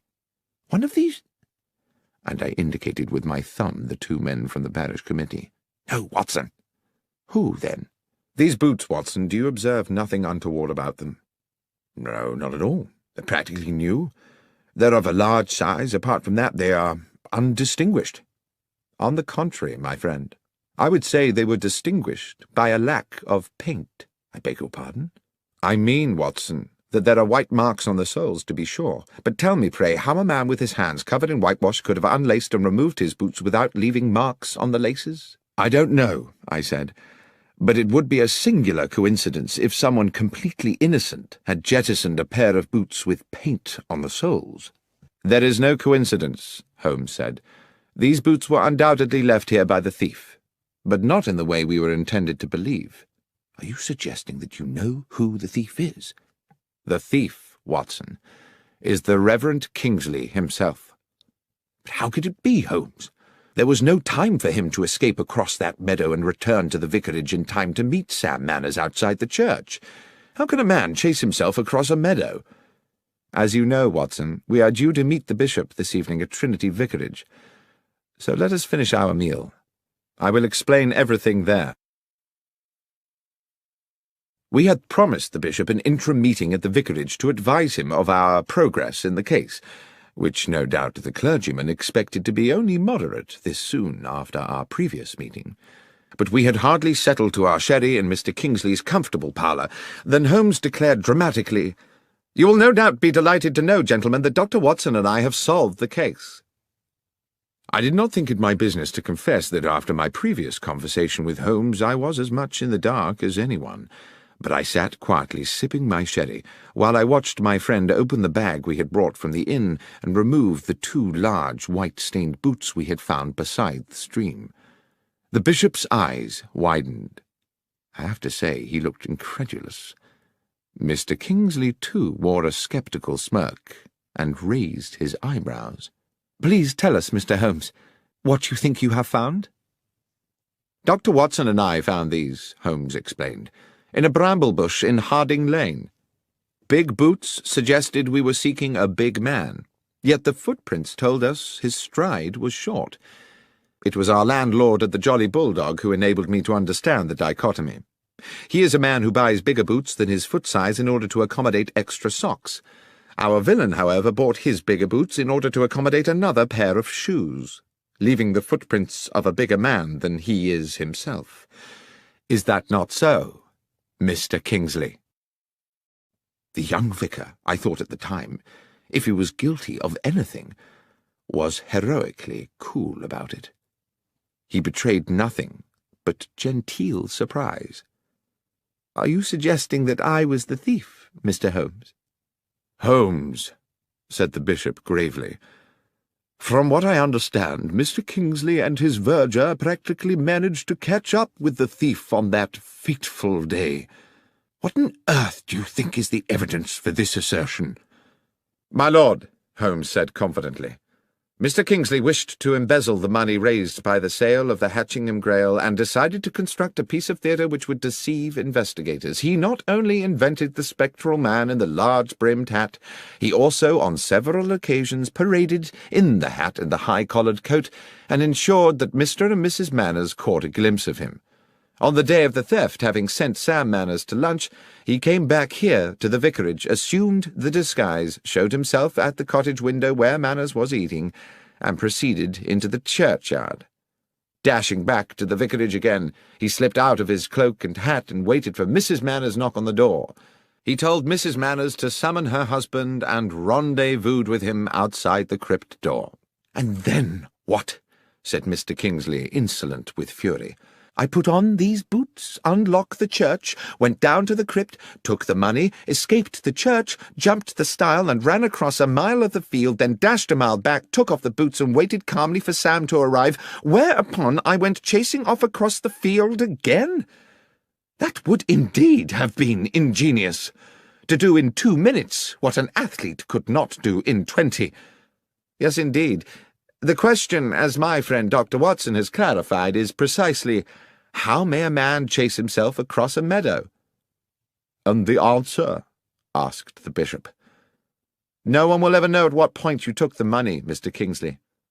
As the keyholder you are free to do it at your leisure, and, for all one knows, it may never have been in the crypt safe in the first place. Certainly there was no need for you to waste time on it on the day we are discussing. You wished to ensure there was just enough time with Mr. Manners at lunch for you to get to the crypt door and kick over the whitewash bucket. And of course you had given Mr. Manners the task of whitewashing that particular part of the church wall, simply to ensure that there would be a bucket there to be upturned. That was all you needed to do, because, and here is the thing, you had made the footprints across the field on the night before. You had also, I have no doubt, planted the boots in the hedgerow on the same occasion, making sure they had plenty of white paint on the soles. Foolishly, you forgot to daub a little on the shoe laces." At this point, the vicar dropped into a chair as though all resistance had suddenly fled him, and I believe that as Holmes proceeded, we all realized that he was now approaching a devastating conclusion. "At some hour of that night, Mr. Kingsley, having splashed so much whitewash on the underside of the boots that your hands were gloved with paint, you planted your white-printed trail along the footpath across the meadow to Harding Lane. Afterwards you dropped the wide-brimmed hat by the stile and jettisoned the boots in a bush further along Harding Lane. The trail of prints was therefore neatly in place for the deception next morning, and I dare say you were solicitous to keep Mr. Manners away from the stile, where he might prematurely stumble upon your, if I may so misname it, handiwork." "But one moment," said the bishop.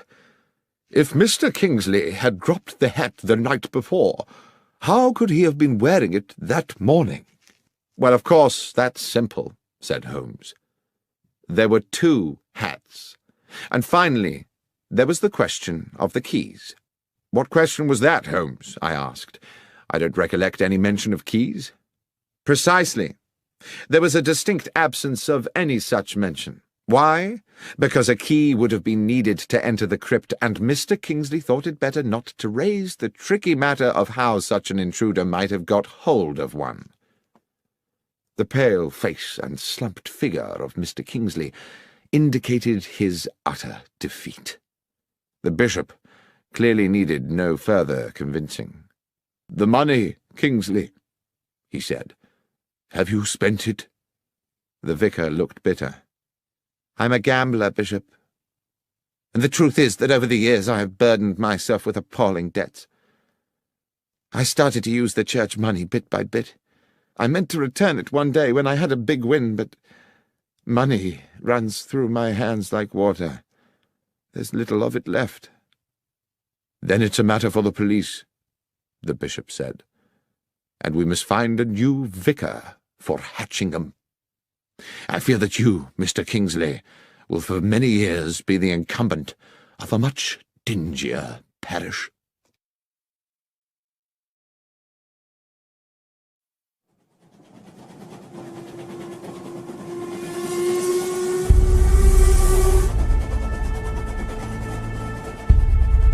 The 1059 Assassin.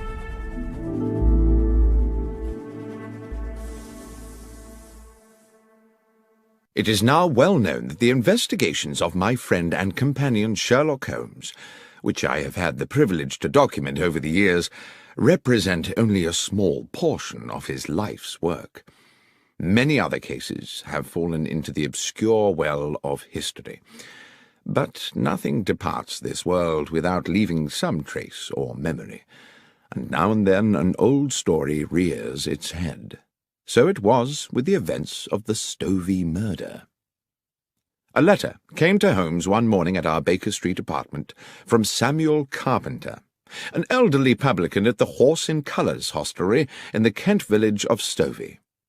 Several years previously, Samuel Carpenter had been a witness at the trial of Arthur Weeks, a local villain accused of intimidation, abduction, blackmail, and grievous bodily harm.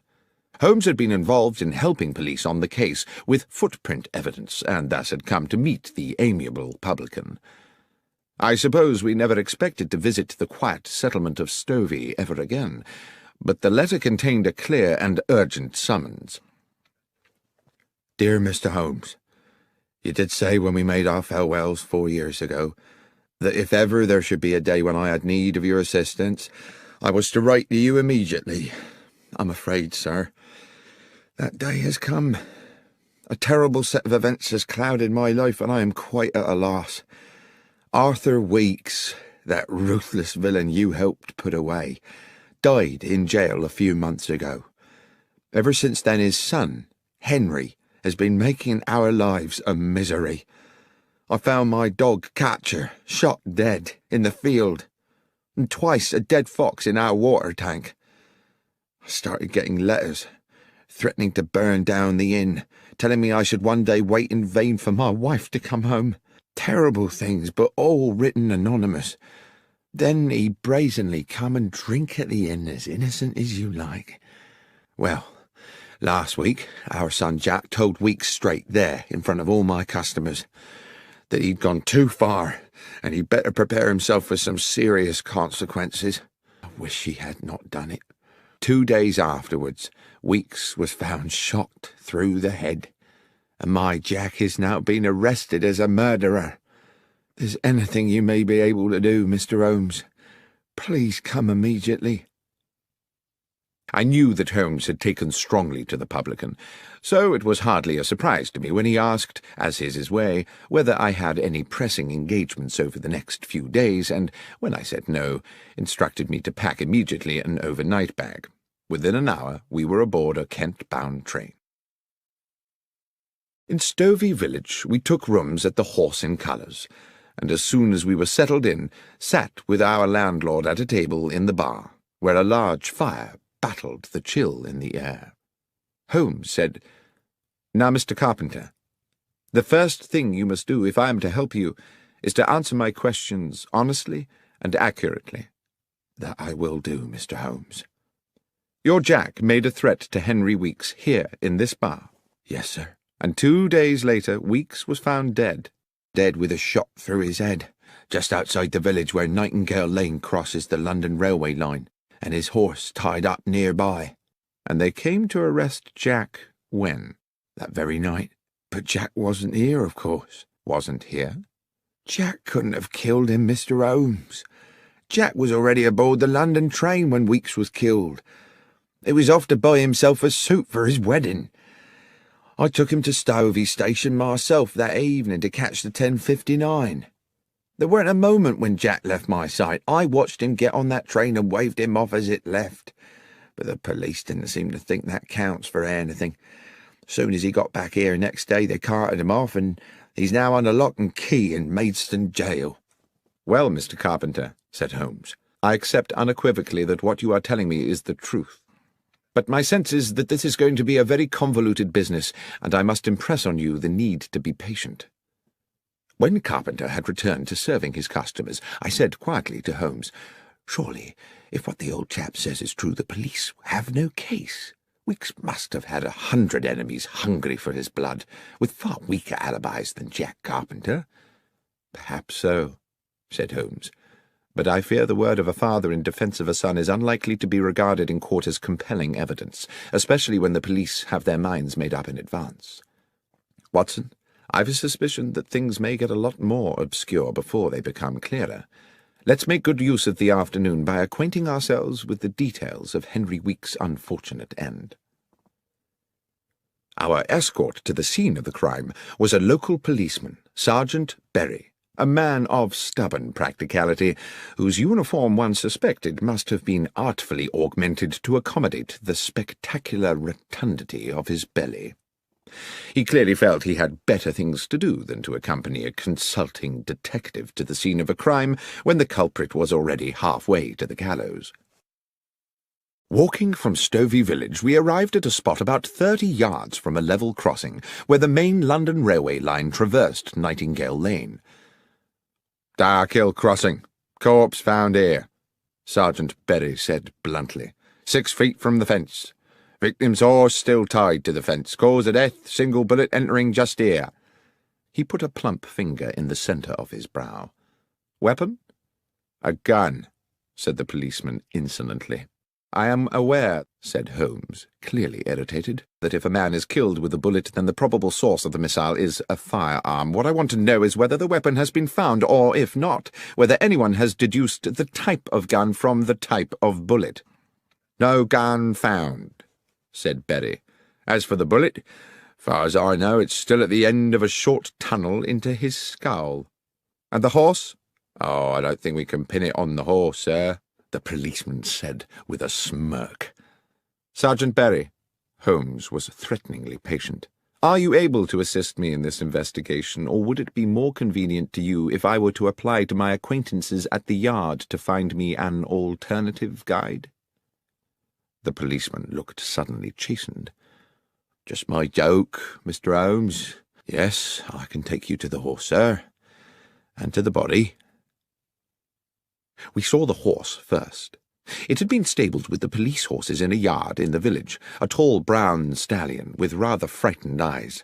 When young, it must have been a formidable creature. Now it looked ragged from a lifetime of hard riding. Holmes looked it over carefully. The animal was skittish, seemingly distressed, and tried to pull away when Holmes held its bridle to examine its head. I watched rather nervously as my friend entered the stable bay and walked round the animal, which threatened to jostle him against the walls. Then, when he reached the front of the creature again, Holmes said, "There's a mark here. A sharp wound, can you see?" On the right foreleg, just above the fetlock joint, was a slender but quite noticeable lesion, apparently caused fairly recently. Holmes turned to Berry again. "Was this mark here when the horse was found?" "I believe so." Good. Well, since we seem to be in the business of investigating wounds today, you'd better show us the way to the morgue. Incidentally, Sergeant, how well do you know the accused man? Fairly well, replied the policeman. Do you know whether he has friends, acquaintances, perhaps, of some intimacy? Well, not really that I know of, sir. He was always at his father's public house, and they were ever a close lot. Sergeant Berry stopped. He became instantly animated and businesslike. A gleam came into his eyes, and he said, "Look, there's the mortuary, Mr. Holmes, just after the church. I'll leave you to it, if I may. Just thought of something rather urgent I've got to do." And very briskly, almost running, he disappeared back towards the village. "Strange," I said to Holmes. "What do you think that was about?" "I think," said Holmes, "that I've put an idea into his head. I only hope it doesn't complicate matters." It transpired that a post-mortem on the dead man had been commissioned, but that the police pathologist had only arrived from London that morning, possibly on the same train as Holmes and myself. I knew Professor Yardley a little through my connection with St. Mary's Hospital in Paddington, and he was quite amenable to my assisting him with the matter in hand. He was a conscientious practitioner, and while the cause of death seemed evident, he thoroughly inspected the externalities of the corpse before opening it. The head wound was a clean, almost star-shaped hole, glutted with dried blood. There was no wound on the back of the head, and it was apparent that the bullet had not exited the body. "Notwithstanding that there was no weapon at the scene," Holmes said, "suicide seems out of the question, wouldn't you say? There are no powder burns to the skin, and, besides, the wound is probably too small for a close shot. I'd say the missile came from some distance." The bullet had, it turned out, penetrated the brow and lodged deep in the parietal lobe of the brain, but, as Holmes had suggested, the hole in the skull was small, and there was not the dramatic shattering of bone one might have expected from a close shot. Suicide, Professor Yardley concurred, was not a possibility. "We are certainly looking for a murderer, then," I commented to Holmes as we wandered back towards Stovey. "Well, somebody killed Henry Weeks for certain, Watson. But I have to confess that at this moment I have no idea who it was." "You don't think we might be wrong about Jack Carpenter after all?" "I do hope not, Watson. It would be an appalling tragedy. But then I suppose for one poor soul or another, murder always is." I had hoped that our next port of call would be the Horse in Colours, for an icy wind had blown up and I was ready for a glass of beer and the comfort of the inn's blazing logs. But Holmes walked us straight to Stovey Station, where, he said, we must make an important call. I steeled myself against the increasing cold as the last light faded from the sky. The station-master at Stovey was Milton Fraser, a man dressed to give the impression of order and precision, his cap fitting perfectly the balding sphere of a small, neat head, and a fine silver pocket-watch peeping from his waistcoat pocket. Holmes, whose own knowledge of the country's railways is second to none, won his confidence easily. "I wish to ask you, Mr. Fraser," he said, "about yesterday evening. There is a late train to London, I believe." "The 10:59, sir." "It was on time?" "It was, as it generally is. Not much traffic on the tracks at that hour." "And do you recall whether any passengers boarded the train at Stovey?" "Of course I do, sir. Young Jack Carpenter." "Just him?" "Yes, sir. His father saw him aboard. I watched the train pull away myself." "And there is no way anyone could have left the train after that?" "Well, not here in the station, no. Not without my seeing him." "Not in the station?" "No. I suppose it might be possible for someone to alight at the crossing." "The level crossing?" "Yes, sir. The 10:59 always stops at Darkhill Crossing for a few minutes. Safety precaution, sir. Thornley Bridge over the Stour is considered unsafe for two trains until they finish the repairs, so the 10:59 up train must wait until the 11:04 down has come through." "And this happens every night?" "Can't recollect when it last didn't, sir." "Lastly, Mr. Fraser, can you recall which part of the train Mr. Carpenter boarded?" "Second compartment of the third carriage, sir. I'm quite sure of that." "Thank you, Mr. Fraser. You've been more helpful than you know."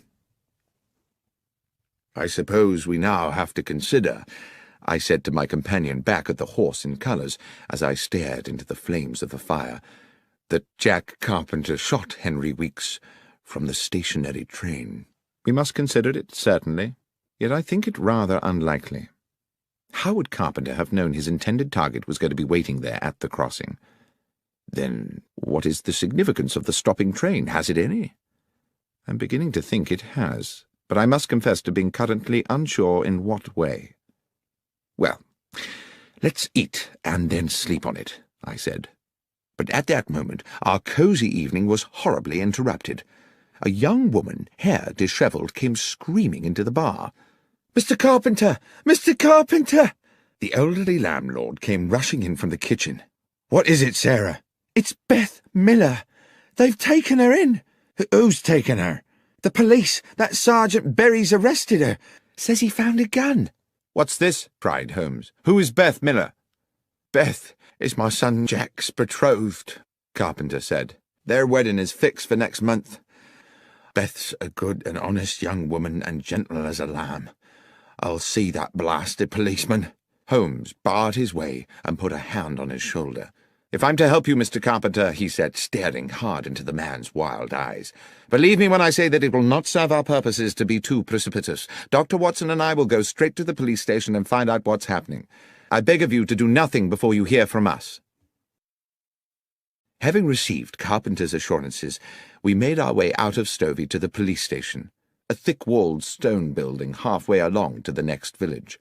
Once a brewery, it now had the grim air of a medieval lock-up. It would not be exaggerating to say that my friend and I received a cool welcome from Sergeant Berry, whose domain this appeared to be. "Yes, sir, I do have a young woman in custody here, and I can confirm that she has been charged on suspicion of murder."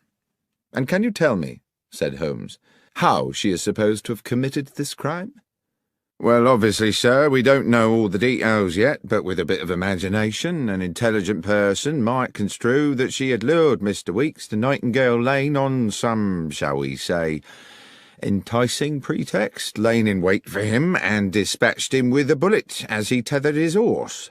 "And," said Holmes, "would this same intelligent person construe that Jack Carpenter had a part in this?" "Well, yes, sir, that person, assuming he was using his faculties, would conclude that quite obviously Jack Carpenter was an accessory before the fact, and therefore equally culpable." "Thank you, Sergeant," Holmes said, "for simplifying what I, in my sluggishness of mind, had considered a mystifying problem. Might it be possible for us to see the prisoner now?" "I'm sorry, sir, I couldn't permit that." "Or should it wait until I have received authority from my good friend Superintendent Wales at the Yard?" The policeman licked his lips, pretended to consult a piece of paper on his desk, and said, "Well, as you say you are a friend of the superintendent, sir, I'm sure 5 minutes wouldn't hurt." We were shown to a cavernous room where rusted iron remnants of the brew-house remained bolted to the walls and ceiling. The large skylight had been set with bars, and there were no other windows. A pretty dark-haired girl of no more than 20 years sat at a wooden table. She reacted to us with suspicion as we were admitted, but no sooner had the constable left us alone with her, and no doubt largely in desperation, she confided in us readily. "Miss Miller, we have a limited amount of time," Holmes said to her, "and you must tell us everything you can about this business." "Yes, sir, I'll try. I think I may have done something foolish, sir." "Foolish?" "I think I were the first to find the body, sir, you see." "Well now," said Holmes, "I had certainly not guessed that." "I'd planned to see my Jack on the London train," she continued, "but we was held back at the farm delivering a calf, and I knew I was likely to miss him. The train usually stops by Dark Hill Crossing, so I thought if I cut along Nightingale Lane, I might be able to wave him off. But when I got there, the train was already disappearing across the bridge. Then, a stone's throw from the track, I saw a horse tied up to the fence, and something on the road beside it. When I got up close, I saw who it was, Henry Weeks, covered in blood, and next to him the gun." "And you picked up the gun?" I asked. "Yes, sir." "Why? Why did you not go directly to the police?" "Well, sir, because I recognised the gun. I meant to hide it somewhere." It were Jack's gun, you see." I failed to conceal my shock. "Jack's gun?" "So you took the gun," Holmes said, "because you thought Jack Carpenter might have killed Weeks?" "Yes, sir. That was my fear." "Even though Jack was on the train?" "I didn't know how long Weeks had lain there, sir. It's a lonely place, and he might have been there for hours. So that didn't look good for Jack, departing as he did the very same evening. I weren't sure of nothing, Mr. Holmes, except that Jack was likely to get the blame, everyone knowing about the venom between him and the Weeks family." "And what," Holmes said, "did you do with Jack's gun?" "Wrapped it in my shawl, slung it on my shoulder, and took it home to hide it. But I was unlucky. On the way I passed Sergeant Berry. I think he must afterwards have puzzled over my strange burden, for he came today to search the cottage, and that's when I was arrested." "But Holmes," I said, "if the murder weapon was beside the body, doesn't that at least establish Jack's innocence?" "Unfortunately not, Watson. The assumption we had made was that the murder occurred while Jack was on the train. If it happened well before that, I fear that either he or Miss Miller here remain the prima facie suspects." "But I didn't kill Henry Weeks, sir. I swear to God." "I don't believe you did, Miss Miller, but we have to convince the police of that. Be hopeful." But as we walked back along the lane that evening towards Stovey and the horse in colours, Holmes seemed somewhat less certain. "I have little to go on at this moment except instinct, Watson. I do not feel that Jack Carpenter killed Henry Weeks, and I feel even more strongly that that young woman did not do it either. But feelings, I'm afraid, are not evidence. Let's hurry back to the inn and hope the bar is still available to us. Then we can make an assessment of these matters in comfort." The inn was closed to customers when we arrived, but Mr. Carpenter hastily provided us with a bottle of whisky and some bread and cheese. The fire was still glowing bright, and I sat there for a good hour while my friend went away to ask some questions of our host. Eventually, he returned and reclaimed his seat beside the fire. "Can we number the suspects in this case, Watson?" "Well, apart from Jack Carpenter and the girl Beth Miller," I said, dropping my voice, "I suppose Jack's father, our landlord, is another possibility." "Yes. And since we know he saw Jack off onto the train, either he or his son would have needed to commit the murder some time earlier. But how early? I've just spoken to him at length. He assures me, and I believe him, that there are plenty of people prepared to swear that both he and Jack were here all afternoon, and Beth spent the day at farm work. Even so, if the police go ahead and prosecute a case against one or all of them, there's a strong chance a jury might find them guilty, based purely on the assumption that they would at some time have had the opportunity. We are not out of the woods yet, Watson." "I see what you mean. Our inquiries seem to have stalled, rather." I refilled our glasses from the whisky bottle, and Holmes puffed at his pipe. Then suddenly he said, "The secret is on that train, Watson. I'm sure that's where it is. What time is it? 20 minutes to 11. Come along. We might just get there before it leaves." It was an old cart that transported us post-haste along the hold and muddy lanes of Stovey, so that we arrived at the station splattered and not a little shaken. We were, however, in good time to meet the 10:59. Unfortunately for us, the station-master, Mr. Milton Fraser, was again on duty. Despite his obvious respect for my friend, however, he became instantly resistant on hearing Holmes's request. "No, sir. I'm afraid I most definitely cannot hold up the 10:59 London train. Mr. Fraser, this is no flippant request.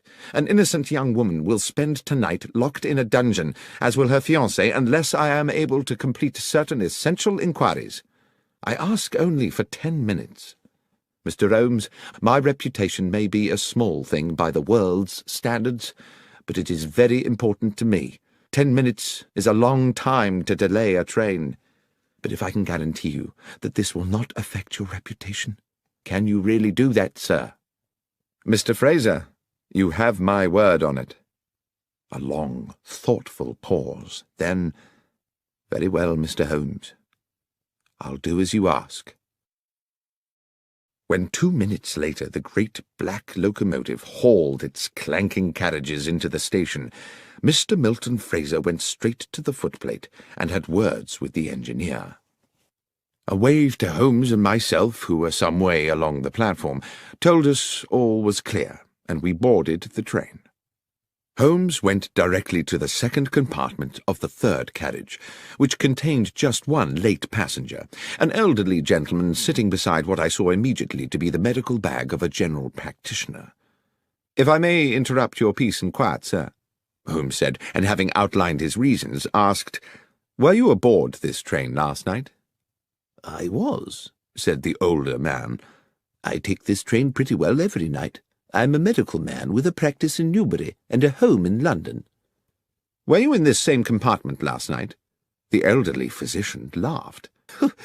"Creature of habit, sir. Same compartment every night." "And do you recollect the young man who, I believe, got onto the train at this station yesterday?" "I do, as a matter of fact. He sat there, right opposite me by the window. Pleasant young man." "Good. Now, sir, the train stopped at Dark Hill Crossing a little way up the line. Do you recall anything unusual about that?" "Oh, it stops there pretty well every night, but, well, I do remember something, as a matter of fact. The train whistled, as it usually does, to see if the down train is close enough to respond. At just that moment, I remarked a small flash of light outside the train, like the sun reflecting off brass." "And the young man," said Holmes. "What was his response?" "He seemed as puzzled as I was. He said he knew the area and couldn't imagine what it could be." "Thank you, Doctor," said Holmes. He led me briskly from the train. "We have just 3 of our 10 minutes left before the train leaves, Watson, but I think it might just be enough." Mr. Fraser was waiting for us on the platform. "All done, sir?" "One final request, Mr. Fraser. Are these the same carriages and in the same order as made up the train last night?" "Yes, sir. That doesn't change much."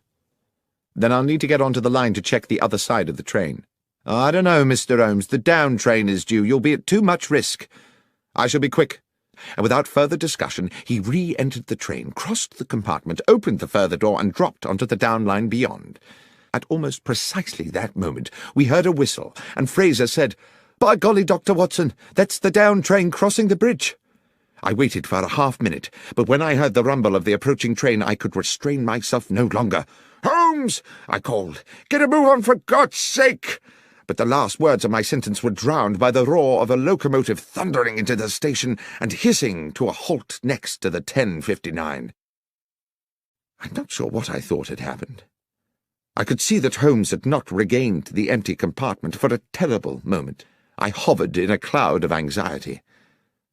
Then his head appeared, between the bottom of the train and the platform edge. He had ducked under the stationary train to avoid the incoming express. "Holmes, are you all right?" "More than all right, Watson," he said as he clambered back onto the platform. "Especially as I believe I can now name our murderer." He turned to the rather shaken station-master. "The train may leave, Mr. Fraser, but there are conditions. I see there are no facilities for uncoupling a carriage here in Stovey." "Correct, sir. There are no sidings here." "Then I must ask you to travel to London with the train, and to ensure on arrival that the carriage in which the physician gentleman is travelling is impounded at Paddington." "Good Lord, Mr. Holmes, is the doctor a suspect?" "No, Mr. Fraser, but one might say the carriage is." Despite his misgivings, the station-master was heroically compliant, and directly he had arranged for a message to be sent to his own family, he boarded the 10:59, which had now, for one night only, become the 11:25, and the train pulled out of the station on its way to London. "Well, Holmes, I probably don't need to tell you," I said, "that I am completely baffled." "You can be forgiven for that, Watson. It has been a puzzling business. But you do intend to explain to me how a train carriage can be a suspect in a murder case?" I will explain everything when we get back to the Horse in Colours, but first I must ensure that Beth Miller is released from that appalling prison and spends tonight in her own bed. It was long past midnight when we sat again in the comfort of the inn. Though I had not been present when Holmes had put his theory before Sergeant Berry at the makeshift jail, he had clearly made a convincing argument, because Beth Miller had been immediately released and sat with us now at the rough-hewn table where Samuel Carpenter, bubbling with the turn in fortune, was proving very liberal with his best ale. "So, who was it, Mr. Holmes? Who was the murderer?" "Well, that's not as simple a question to answer as you might think," said Holmes. "The simple answer is that Henry Weeks was the murderer." "Do you mean it was suicide?" I said. "Well, Watson, whatever we call it, there is no doubt that when Henry Weeks fired the gun, it was to murder Jack Carpenter." Around the table, Mr. Carpenter, Beth Miller, and I, all wearing similar baffled expressions, sat staring at Holmes, waiting for him to elucidate. "Henry Weeks," Holmes said, "went to the spot with the intention of killing young Jack. He knew the train would stop there, and he meant to get a shot at his victim through the carriage window. Things seemed to be going well for him. Jack Carpenter was sitting on the stovey side of the train, so Weeks would have had a good view of him from the lane. Here is what I believe happened. Weeks took aim, but at the very moment he was about to squeeze the trigger, the train blew its whistle. My guess is that the horse reared up and kicked the butt of the gun, hence that wound on the beast's foreleg. The gun went off." "Ah," said I, "that flash of light the physician on the train mentioned." "Precisely. The sound of the shot was probably drowned by the noise of the train. The gun barrel now tilted down, its aim sent low. The bullet hit the wheel bogie of the carriage. The mark on the metalwork is what I was so keen to check this evening, and ricocheted back to strike Henry Weeks." "So the train wheel was the killer," I said. "As I say, one could impute the train or the bullet or even the horse as accessories, for all were material in the death. But the fact of the matter is that Henry Weeks, in a rather elegant example of poetic justice, inadvertently murdered himself." Holmes and I took the first train back to London the following morning, passing on our way out of Stovey Station the sight of Weeks's lonely death. "What put you onto it, Holmes?" I asked. "I suppose you could say, Watson, that human goodness put me onto it." "Not deduction, then?" "Samuel Carpenter, his son Jack, Beth Miller. Good people, Watson. We were, if my instinct about them was correct, distinctly short of homicidal candidates. Then you'll recollect the nature of Weeks's head wound. Clearly not suicide, as you noted yourself, because of the shallow nature of the wound. But was it a deep enough lesion to have been caused by a direct hit at close range? That set me wondering about whether the bullet might have rebounded. My examination of the train confirmed it." "You're quite right about the wound. I dare say it didn't kill him outright. The poor man probably lay there for some while, bleeding to death in the cold." "Well," said Holmes, "perhaps that bleak hour may have given him time to reconsider the error of his ways." Sherlock Holmes, The Rediscovered Railway Mysteries and Other Stories, was written by John Taylor and read by Benedict Cumberbatch. It was produced by Fiction Factory and is published by BBC Audiobooks.